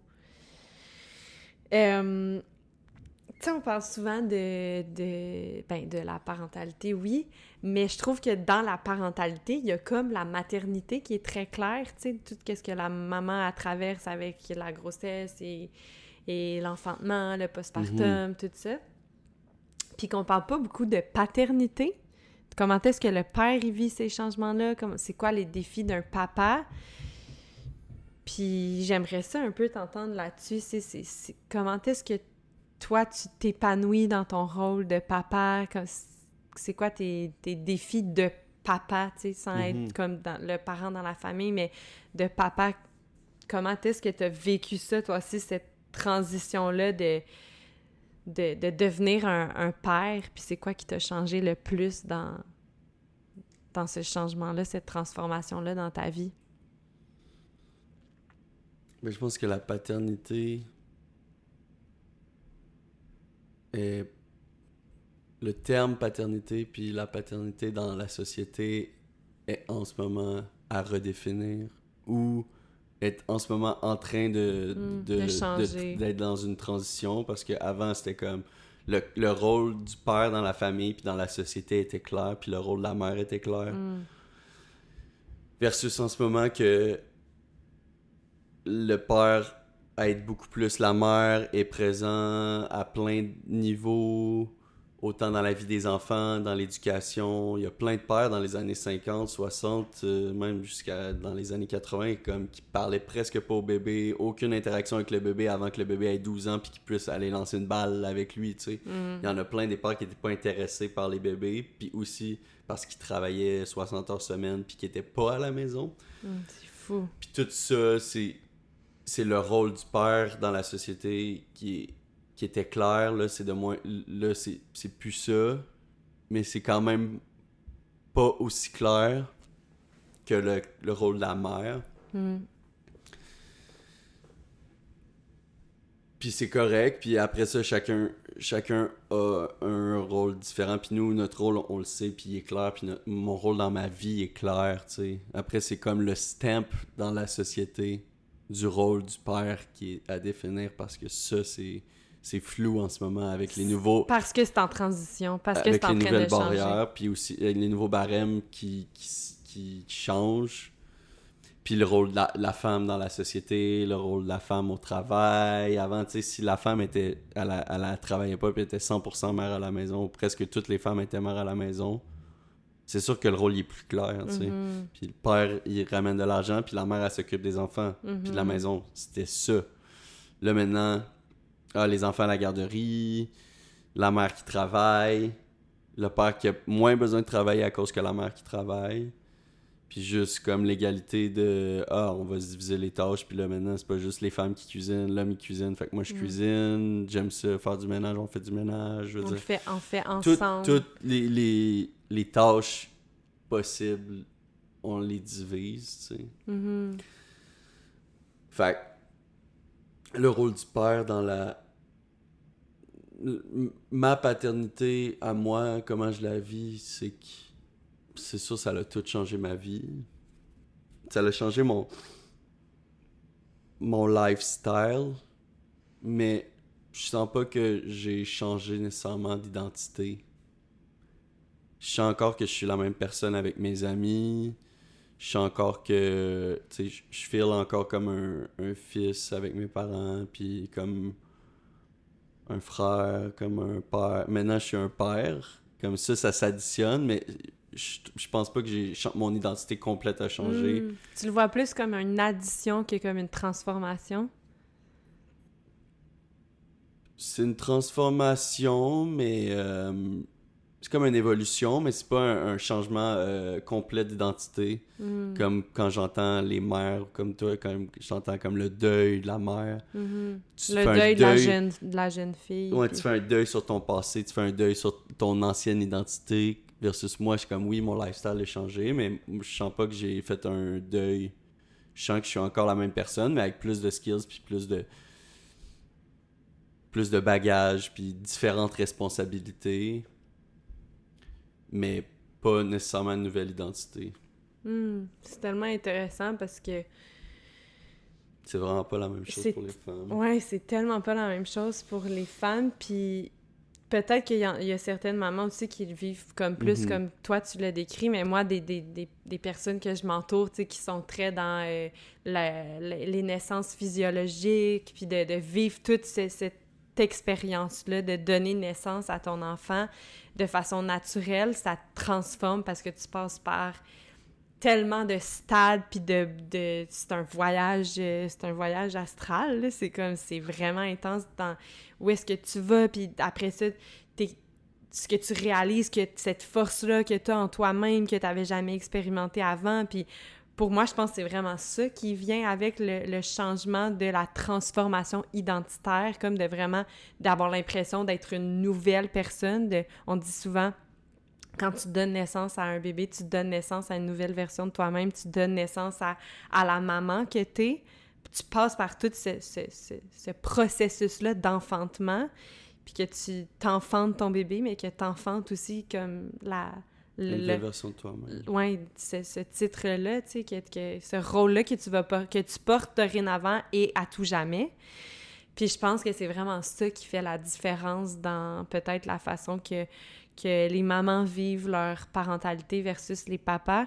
Puis pour moi, ça a été, je pense, quand on a eu notre fille, la chose qui m'a le plus frappée, tu sais, c'était comme... Comment ça, j'ai l'impression que ça me transforme, tu sais, à tous les niveaux, puis que je sais que je suis la même personne, mais que c'est vraiment plus difficile d'aller retoucher à ces parties-là de moi, puis d'aller reconnecter à ces parties-là de moi, de celles que j'étais avant d'être maman. j'ai l'impression que c'est vraiment plus loin, que c'est comme plus... Faut que je creuse, puis que je redécouvre, puis que je fasse une espèce de gros moment, de gros cheminement d'introspection, puis de m'arrêter, puis de reconnecter à moi-même. Tandis que j'ai l'impression que les papas, c'est comme si c'est plus proche, la réalité est plus proche, peut-être à cause qu'il n'y a pas toute ce processus-là de naissance, de porter la vie, de partager ton corps. Ton corps, moi, il me sert à autre chose. Mes seins me servent à autre chose, sont liés à autre chose dans ma tête, de nourrir mes enfants. Je regarde mon ventre, puis je suis comme, oh mon Dieu, moi, j'ai comme mes 2 enfants, ils ont grandi dans mon ventre. C'est quelque chose de tellement impressionnant, spectaculaire, puis comme indescriptible quasiment, que j'ai l'impression que ça, c'est vraiment que genre, ça te vire à l'envers. Puis là, OK, qui je suis maintenant, tu sais? Tandis que pour toi, pour un papa, sans généraliser, j'ai l'impression que c'est comme si tu peux encore y toucher comme du bout des doigts. C'est comme une autre réalité ou un autre chapitre de ta vie, mais qui est comme pas si loin que ça. Puis que quand, tu sais, ça me frappait que quand je restais avec Zippy à la maison quand on était encore à Montréal, puis tu faisais juste comme partir une soirée, chiller avec tes amis, tu sais, puis comme vivre cette expérience-là dans le moment avec tes amis comme avant, exactement comme avant, comme si t'étais jamais devenu papa. Puis moi, c'est comme, même si je m'éclipse du nid familial pendant un instant avec mes amis, j'ai l'impression de porter encore mes enfants qui sont comme là, à quelque part à l'intérieur de moi, puis qui sont toujours un peu en moi. Fait que c'est difficile de sortir carrément de mon rôle de maman parce que j'ai l'impression de le porter tout le temps en moi. Puis je sais pas aussi si c'est parce que j'allaite encore, fait que j'ai comme toutes les hormones de comme mon corps produit du lait pour mon bébé, puis je sais pas s'il y a une espèce de truc comme biologique ou comme psychique à l'intérieur de moi, mais je pense que c'est vraiment ça la grande différence. Puis ça a été tough pour moi d'être comme wow, genre on va jamais, ça c'est sûr qu'on va jamais le vivre pareil, mais c'était quasiment comme une injustice des fois d'être comme moi je pourrais pas accéder à ça, cette liberté-là comme j'avais avant parce que ça m'a vraiment transformée. Puis c'est peut-être aussi mon implication, tu sais, dans ma maternité, puis comment que moi, je vis ma maternité. Mais ton dévouement puis ton guilt aussi qui accentue ça, possiblement de tu te sens mal quand t'es pas là. Puis ça, c'est un travail à faire, mais c'est sûr que le lien est pas pareil. Peut-être à cause justement de toute la connexion que tu crées avec ton enfant quand tu le portes. Moi, le lien, il faut que je le crée, tu sais. Le lien, il faut que je le fasse parce qu'il est pas nécessairement là au début. Toi, il est là dès le départ parce que tu l'as eu pendant 9 mois à l'intérieur de toi. Puis après ça, moi, je le développe, puis ça devient mes enfants. Ils ont toujours été mes enfants. Puis là, plus qu'ils vieillissent, plus qu'on se ressemble, plus qu'ils commencent à faire des choses comme moi, ou que notre relation s'approfondit, même si j'ai toujours été là, tu sais. Toi, dès la première, tu sais, dès le premier mois, il était déjà en toi. Vous partagez le même espace, ils entendent ta voix à l'intérieur, ton battement de cœur, tu sais, toute cette énergie-là qui est... Le lien puis la relation. Ce lien de mutualité, vous avez partagé le même corps. C'est comme inné, tandis que... Moi, il faut que je le construise. C'est à construire. Toi, c'est acquis. Pas nécessairement acquis, mais... Fait que peut-être que ça, c'est quelque chose de difficile, justement. Puis ça, c'est un de ton travail aussi, mais l'attachement avec ton enfant qui est inné. Puis après ça, il y a beaucoup de monde... Il y a les concepts psychologiques du devouring mother, la mère dévouée, tu sais, la mère trop attachée et dévouée.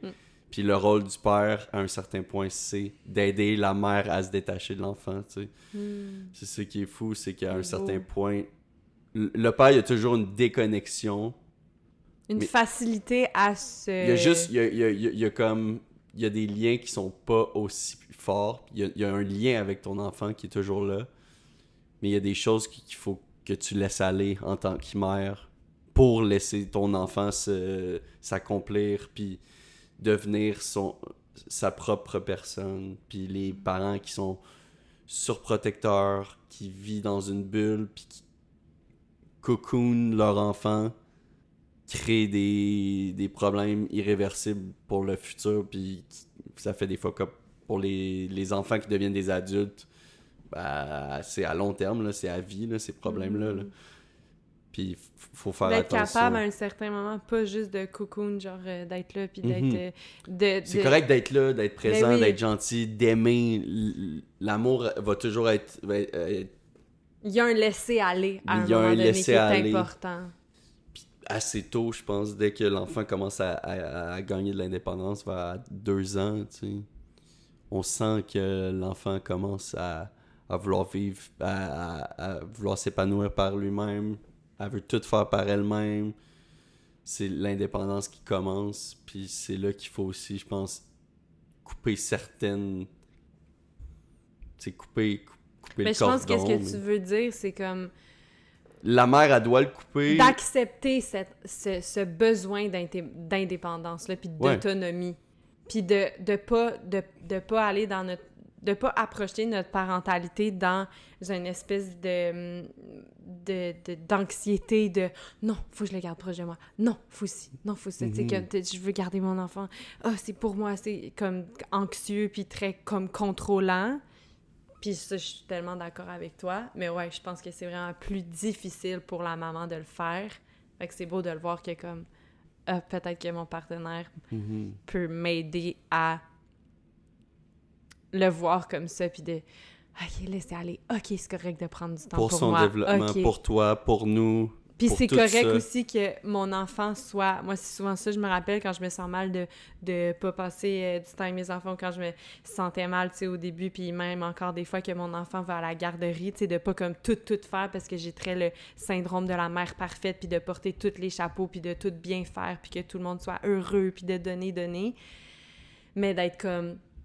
Je me répète que c'est aussi vraiment sain pour mes enfants qu'ils soient entourés d'un village, qu'ils soient entourés de d'autres adultes significatifs dans leur vie.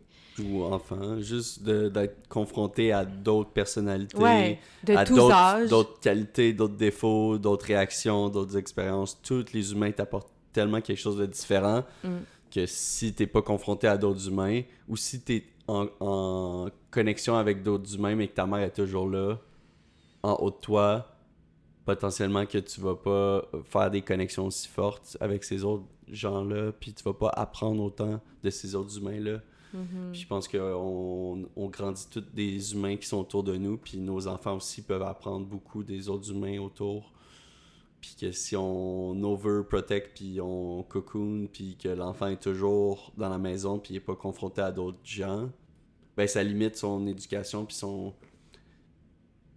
son expérience humaine.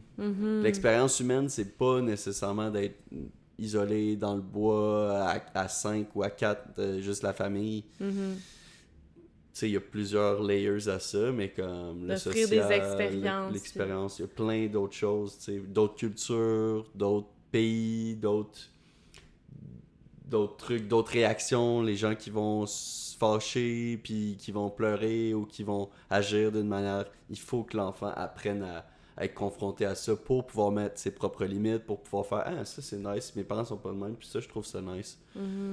C'est comme ça, tu sais, moi mes parents ils jouent pas de la musique les deux, ma mère elle m'a montré la musique, tu sais, j'ai toujours aimé la musique, écouter de la musique, mais c'est en voyant d'autres gens, puis en voyant des guitaristes qui fait « Ah, j'aimerais ça en jouer, tu sais, puis c'est pas à cause de mes parents que je joue de la musique. C'est à cause que j'ai été confronté à rencontrer d'autres personnes. Toutes ces choses-là sont pas faciles pour une mère, j'imagine, à cause du lien qui est créé à la naissance, ou du lien qui est créé justement dans la conception de l'humain. Puis ça, c'est un truc important qu'il faut garder en tête.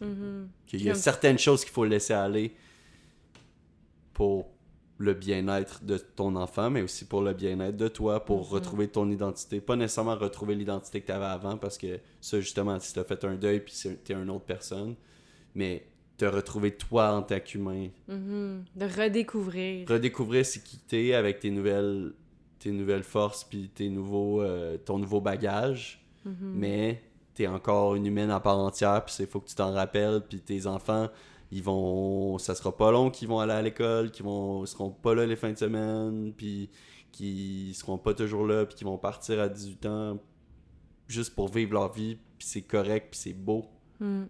Puis à ce moment-là, si toi tu t'es oublié pendant 18-20 ans, puis que là il y en a plein, là, des madames de la cinquantaine ou même des couples, là, que là les enfants partent, puis là ils sont genre, ils savent plus qui ils sont, ils savent plus qu'est-ce qu'ils font, ils se sont oubliés pendant toutes ces années-là.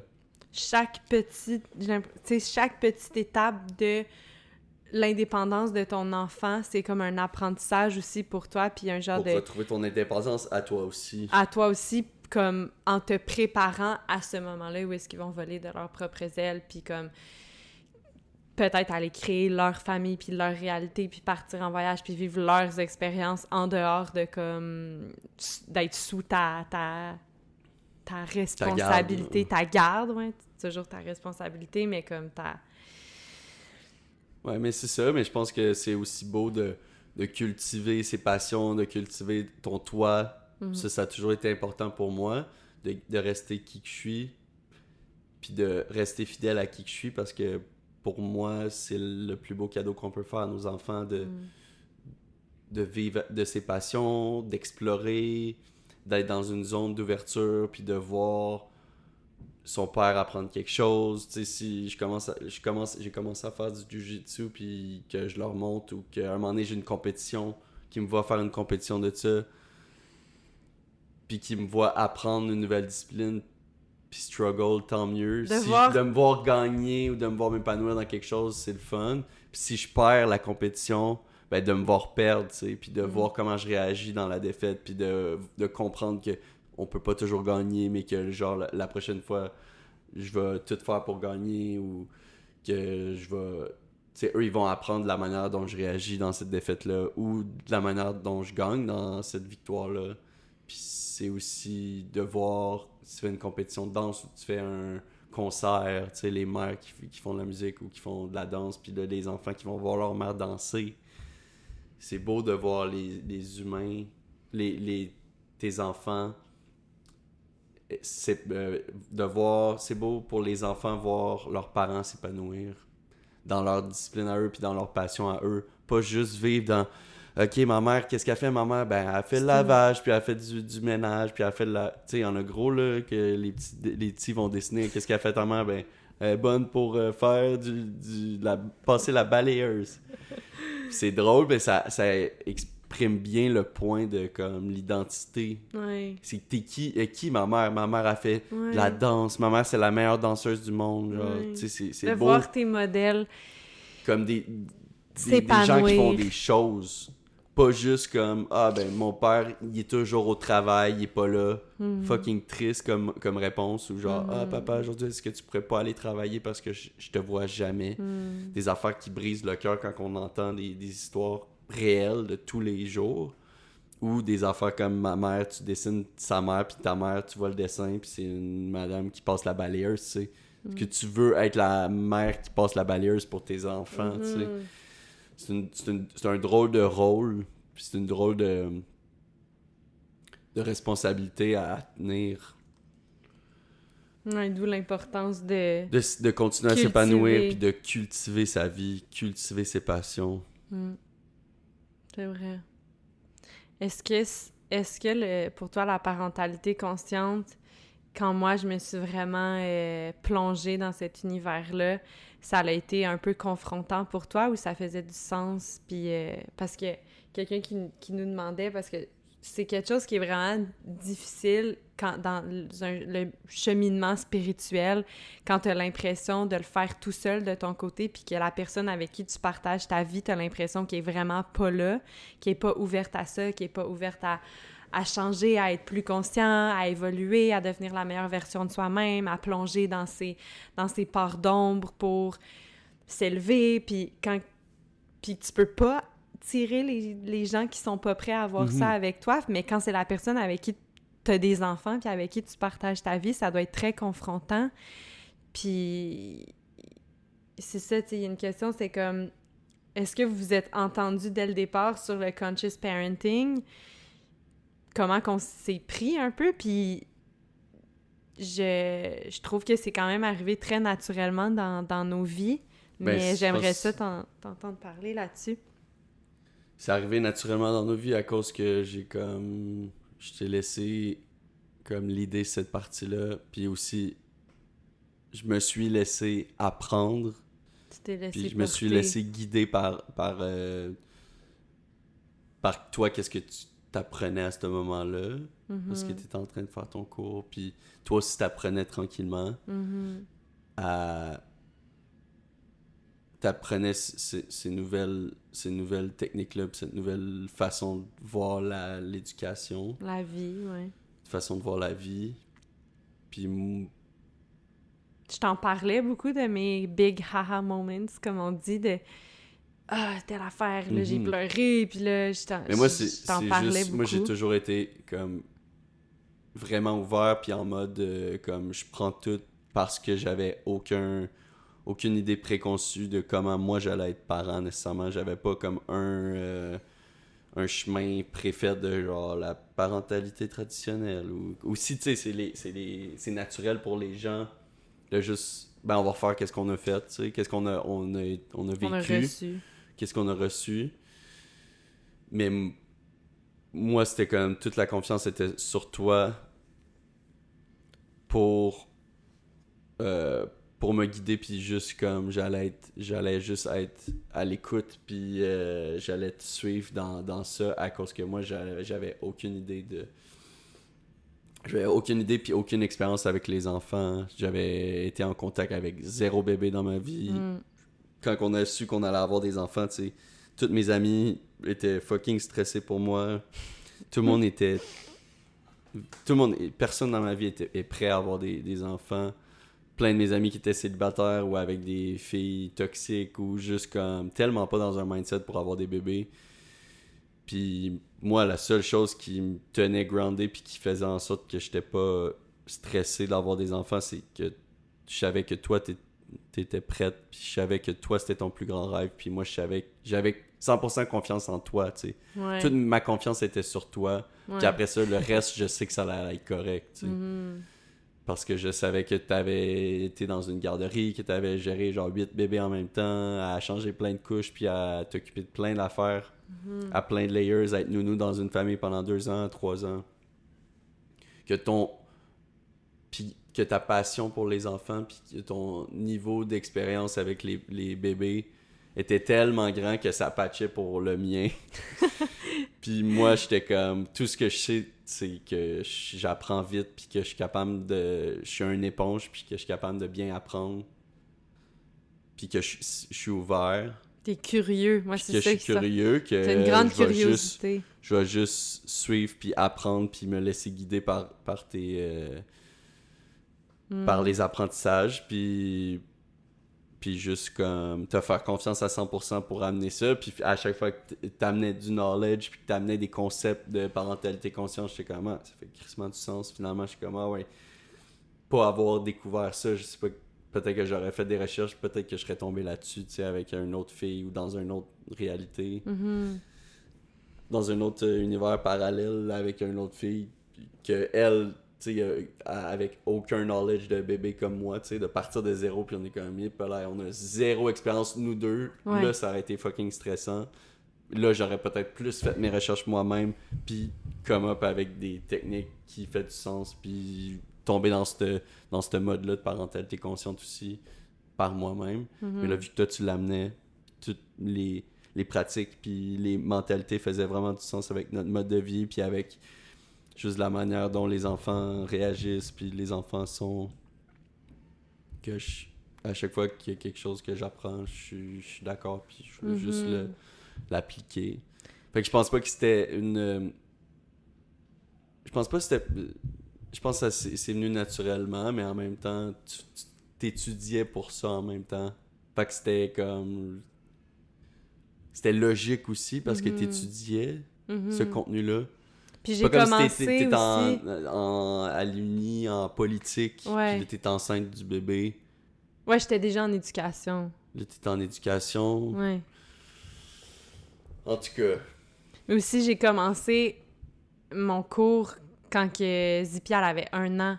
Fait qu'1 an, je pense qu'on n'avait pas... En 1 an, tu sais, d'être parent d'un bébé facile, c'était pas... On n'a pas eu de moment très confrontant que là, c'était comme « Non, je suis pas d'accord dans la manière que tu y parles. » ou de... Tu sais, c'était super... On était vraiment sur la même longueur d'onde. Puis même avant d'avoir des enfants, quand on parlait de nos enfants, ça c'était quand même similaire. Fait qu'on avait vraiment une façon de voir le concept de la famille puis de la relation qu'on a avec nos parents aussi. Tu sais, on est en bonne relation avec eux. La communication, c'est comme quelque chose qui était... qui était normal, puis... On avait la même vision, fait que ça y a comme jamais eu vraiment d'accrochage à ce niveau-là. Mais c'est sûr que, tu sais, de rentrer dans le cheminement de la parentalité consciente, c'est pas facile. Puis même si je trouve qu'on est d'accord sur le concept, puis comme... Les valeurs fondamentales de la philosophie, des fois, c'est plus des challenges dans le moment présent, tu sais, dans le quotidien ou dans les interventions qu'on a avec eux, tu sais, des fois... Toi, tu trouves que je suis trop douce, puis trop permissive, puis moi, je trouve que t'es trop intense, puis... Fait que des fois, c'est là qu'on a des accrochages, mais au final, je pense que on veut vraiment la même chose pour nous-mêmes, pour l'un et l'autre. Tu sais, je trouve qu'on est vraiment un couple aussi qui... On laisse vraiment la partie de l'autre exister en dehors de notre couple. C'est comme pour moi, notre couple est extrêmement important, mais c'est extrêmement aussi important que toi, tu nourrisses la partie de toi qui était à l'extérieur de notre couple, puis à l'extérieur de la famille, puis à l'extérieur de ton rôle de papa. Et même chose pour moi, tu sais, vice-versa. Je sens vraiment que tu me laisses m'épanouir dans la femme que je suis, puis la personne que je veux être, puis je trouve que c'est ça qui est beau aussi, puis c'est vraiment une force qu'on a d'être comme... On chemine ensemble, puis on se met pas de pression d'accéder à quelque chose ou d'être, tu sais, comme, on s'accepte vraiment dans notre cheminement. Là, on est rendu là, puis des fois, on s'accroche parce qu'on n'est pas nécessairement à la même place dans nos cheminements par rapport à une chose spécifique, mais qu'au final, c'est le corps est le même. Nos valeurs fondamentales sont les mêmes, puis nos désirs, puis la vision qu'on a aussi du futur, de la famille qu'on veut être, puis les modèles qu'on veut être dans la vie de nos enfants sont les mêmes. Fait que je pense que c'est ça qui nous aide vraiment dans notre vie. C'est le fun. Je t'aime. Je vais finir avec mes 2 questions que j'ai posées à mes invités. T'es le premier à y répondre. Première question. Quel est ton plus beau souvenir d'enfance? En parlant d'enfance. C'est quand même une question difficile, mais genre, qu'est-ce qui monte en toi comme là?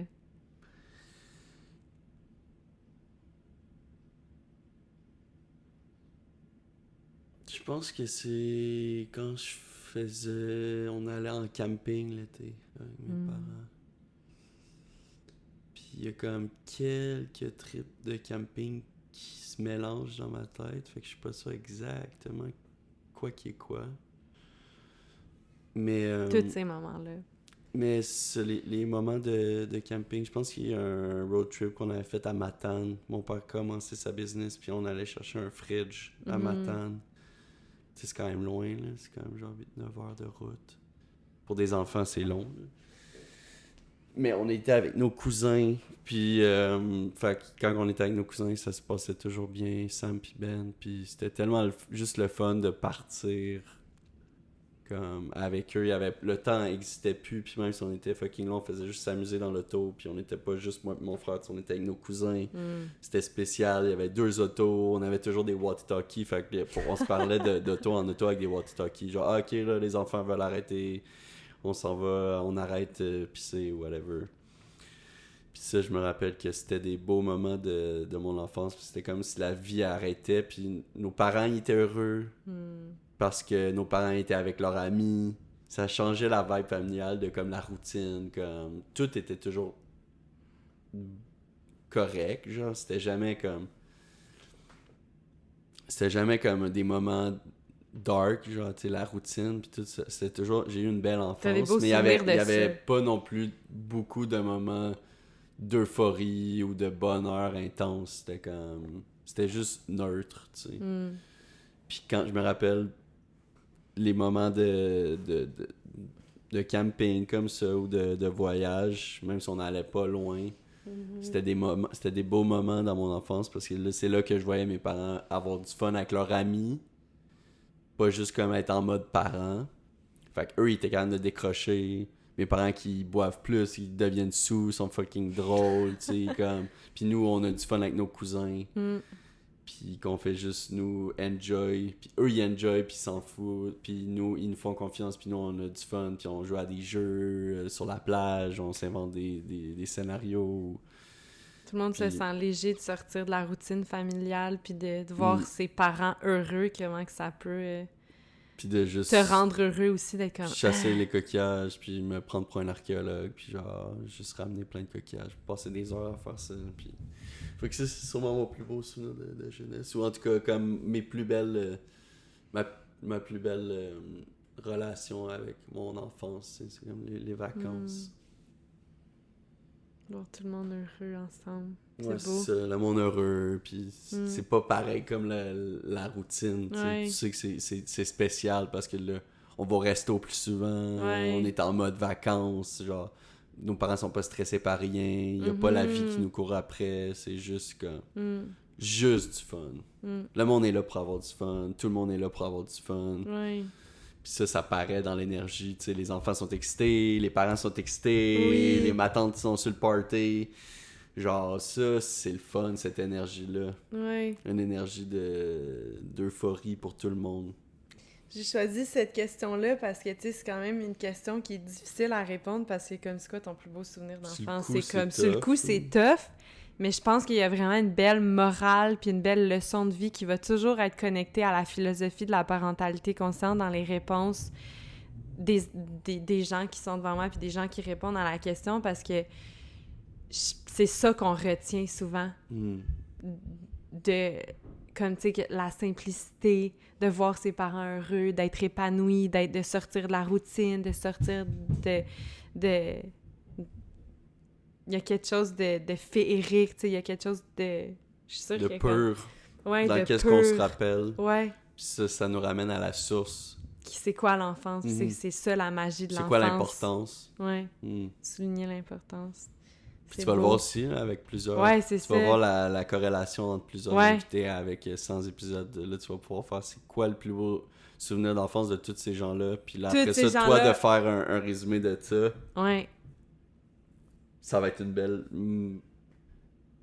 un beau guide pour les prochains parents de juste faire check. C'est quoi que tout le monde se rappelle. C'est quoi leur plus beau souvenir. Essayons de reproduire ça le plus que tu peux. C'est vraiment ça que je veux mettre en lumière avec cette question-là, d'être comme... Hey, finalement, là, on se met tellement de pression en tant que parent de genre recréer l'enfance parfaite. Ou mais acheter finalement... des choses full chères ou whatever, quand nos souvenirs, c'est jamais relié au... Oh, la fois que j'ai eu la poupée. Ouais, je pense que vraiment les réponses vont mettre en lumière de comme la simplicité, d'être comme... Il y a rien à acquérir ou à... C'est vraiment simple. C'est la présence, puis c'est la simplicité. C'est beau. Pour finir, deuxième question. Comment cultives-tu ton cœur d'enfant au quotidien? J'ai de la misère à le cultiver. Je veux dire, mon cœur d'enfant, on dirait que ça fait longtemps que je l'ai pu. Même quand j'étais un enfant, j'avais pas l'impression d'avoir un cœur d'enfant. Là. J'ai toujours eu un esprit rationnel, puis quand j'étais enfant, genre, je voulais chiller avec les adultes, j'ai toujours voulu être vieux, j'ai toujours eu hâte de plus être à l'école, de plus être un enfant. Genre, je me sentais pris dans mon petit corps, puis dans le monde qui t'infantilise. T'es un enfant, ils te prennent pour un enfant, mais j'aimais pas ça, comme avoir ce statut-là. Fait que c'est une redécouverte de l'enfance avec les enfants, puis de voir leur bonheur, puis de voir leur épanouissement à eux, de juste s'épanouir avec peu, ou même toi qui est comme en émerveillement avec presque rien. C'est beau, mais pour moi, c'est difficile d'atteindre ça. Mhm. Comme pour moi, genre, je le vois chez toi, puis je trouve ça spécial, puis je trouve ça cute. Mais je peux pas nécessairement l'appliquer facilement. Je peux pas juste faire « Ah, aujourd'hui, je vais aller voir les fleurs, puis je vais vraiment trouver les fleurs belles. » Comme il y a des fleurs que je trouve belles, mais comme ça passe vite, puis ça me remplit pas pour longtemps. Mhm. C'est Mais des, tu sais, c'est ça des peut choses être qui sont avec passagères. ta créativité, tu sais, t'as toujours été, comme t'étais petit, puis tu t'allais pas jouer dans la rue au hockey avec les... Tu faisais des dessins d'architecte à ton Ouais, bureau, mais puis comme... c'est ça, je faisais des plans de maison, Ben, tu tu sais, faisais des plans de maison, ouais. fucking... C'est adulte. C'est adulte, là. Je faisais des dessins d'adultes, là, j'avais 7 ans. Ouais. C'était pas l'imaginaire, j'imaginais pas, j'ai jamais été imaginatif. Dragon. Non, j'ai toujours été practical. C'est vrai. Fait que je dessinais pas j'étais pas dans le monde féerique, là, j'étais vraiment pas là. J'étais pas dans le fantastique, j'ai jamais aimé ça non plus, j'étais comme... Les livres fantastiques. C'était l'utilitaire. Ah ouais. C'est comme, je veux que ma maison soit utilitaire, je veux que la maison soit... Il y avait C'est un peu de tellement fantaisie, là, genre des passages secrets, puis des glissades, puis des shit, mais... Les extraterrestres. ultimement... Ta passion pour les extraterrestres. Ouais, les extraterrestres, mais ça, c'est comme... C'est pas nécessairement mon cœur d'enfant plus que le mystère. Mais je pense que t'es plus proche de lui que tu le penses. C'est juste que tu rationalises, on dirait tellement les choses ou comme que j'ai l'impression que t'es comme ça c'est pas nécessairement mon cœur d'enfant parce que je le fais de telle façon, mais que tu le nourris quand même, ton cœur d'enfant, c'est juste que tu sais pas que t'es en train de le faire. Mm-hmm. Peut-être. Ben moi, tu sais, en tant qu'enfant, je me rappelle que j'ai toujours aimé ça. Sûr, je suis un petit gars, mais j'ai toujours aimé ça me battre avec mon père. J'ai toujours... Quand mon père, il se mettait... Il se couchait, genre, pis que là, on faisait de la lutte après souper. Genre, je me rappelle que c'était des full de beaux moments avec mon frère, puis là, genre, juste de se faire battre. Pas de se faire battre fort, mais genre de... L'amour du chamaillement. Puis comme que lui joue avec nous de cette manière-là, parce que c'est aussi une espèce de lien qu'on peut pas avoir avec beaucoup d'adultes quand on est jeune. Parce que c'est la proximité, c'est physique, mais c'est aussi de la confiance. C'est genre ton père va te pitcher dans les airs ou va faire des prises de lutte ou whatever. Tu sais, il y a un peu de danger, mais c'est pas un danger que n'importe quel adulte est prêt à prendre, puis c'est pas un danger non plus que les adultes... puis c'est pas une chose que n'importe qui peut faire à n'importe quel enfant. Fait que ça devient un moment de proximité puis un moment unique que genre j'ai jamais vraiment vécu. Je me suis pas battu avec d'autres adultes puis genre...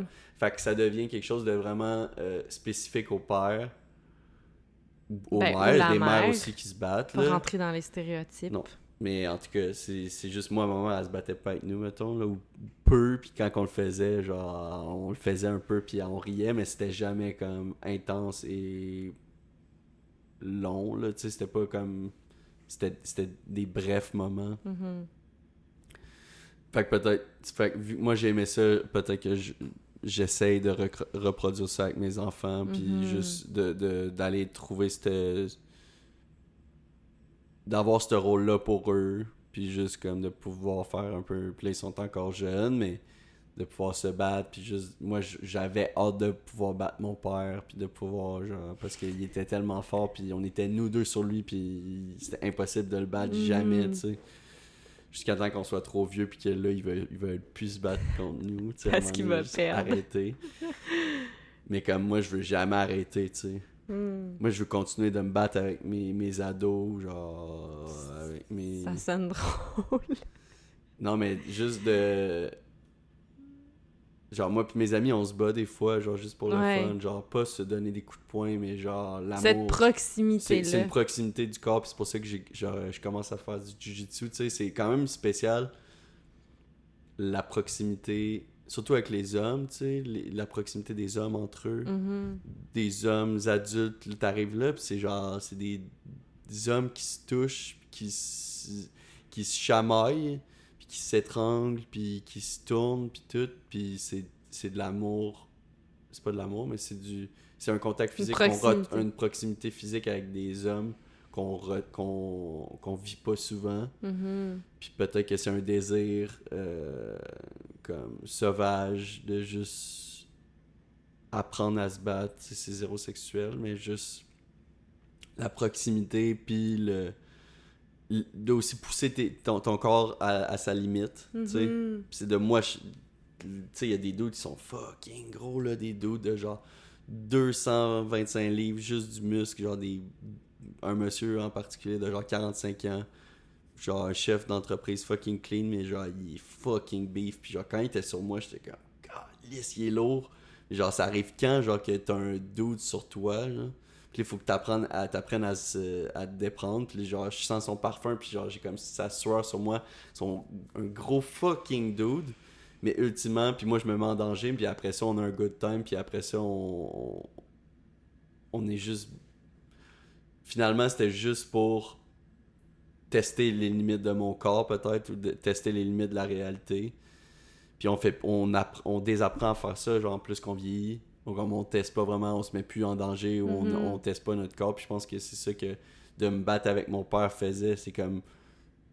Quand il était sur moi ou quand il me tient genre d'une position puis je suis pris puis là on riait puis il nous châtiait puis on était juste pris, c'est notre limite, genre on peut plus rien faire, genre cette personne-là nous a immobilisés, il nous a amenés à notre limite, puis c'est un peu ça que je veux retrouver, tu sais, comme on est jamais en danger, on n'est jamais comme au bout de notre capacité ou presque, sauf les athlètes, puis je trouve ça beau de pousser son corps, de nous pousser à nos limites. C'est ça que ça fait le jiu-jitsu, puis c'est ça que ça fait le rough and tumble play, l'importance du rough and tumble play avec les enfants, tu sais, c'est ça que les enfants apprennent leurs limites. Quand ils frappent, que là c'est comme non, là il est trop, tu peux pas frapper, tu sais. Ça c'est la limite, oui. Moi, je vais un peu trop fort puis que là il pleure, ben ça c'est sa limite aussi, puis il apprend aussi à dealer avec sa limite, tu sais. Puis moi j'apprends à gager sa limite à lui. À mon enfant. Mais c'est ça l'apprentissage, tu sais. L'apprentissage c'est nos limites, puis d'aller jusqu'à nos limites, puis en tant qu'adulte il y en a presque plus des gens qui vont jusqu'à leurs limites parce qu'ils vivent dans le confort.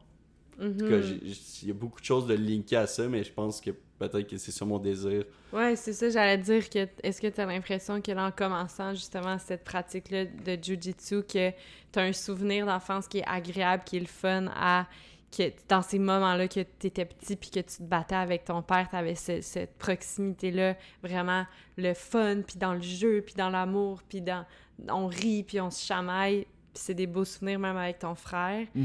Puis que ça, c'est comme, t'as un beau souvenir de ça quand tu penses à ce moment-là, maintenant dans ta vie adulte, dans ta vie de père, puis t'essaies de recréer ça avec tes enfants, puis Tilou, elle veut toujours se battre avec toi, puis elle trouve ça tellement drôle, puis c'est genre les moments que vous riez le plus ensemble, puis c'est tellement beau de vous voir. Puis est-ce que t'as l'impression de, justement, en reconnectant un peu à ça maintenant dans ta vie, que c'est peut-être là que tu vas reconnecter un peu à ton cœur d'enfant, d'être comme... je sais pas si c'était ça que tu voulais ça, dire, point, mais le lien de avec... tout linker ça, genre avec moi, en ayant la position de père, je veux recréer ça chez mes enfants. Puis peut-être que moi, en étant père maintenant, j'essaie de comme... d'apaiser ou comme de reconnecter avec mon inner child, mon enfant intérieur, en recréant ces moments-là, possiblement inconsciemment. Puis là, peut-être que c'est ça, tu sais, peut-être que c'était de reconnecter avec mon enfant intérieur en faisant du jiu-jitsu, du rough and tumble play, tu sais, avec d'autres, de tester mes limites, puis de faire ça avec... parce que des dudes, parce que c'est une affaire d'hommes, là, aussi, principalement. Il y a des femmes. Souvent des femmes. Non, il y a des femmes, il y a une femme dans le cours, mais juste moi, personnellement, la relation avec ça, tu sais. Fait que de me mettre dans cette position-là pour reconnecter avec mon enfant intérieur. Fait que ça, c'est possiblement pour mon cœur d'enfant. Tu porteras attention à ça dans ton quotidien, tu sais, d'être comme... Peut-être que tu le fais plus que tu penses.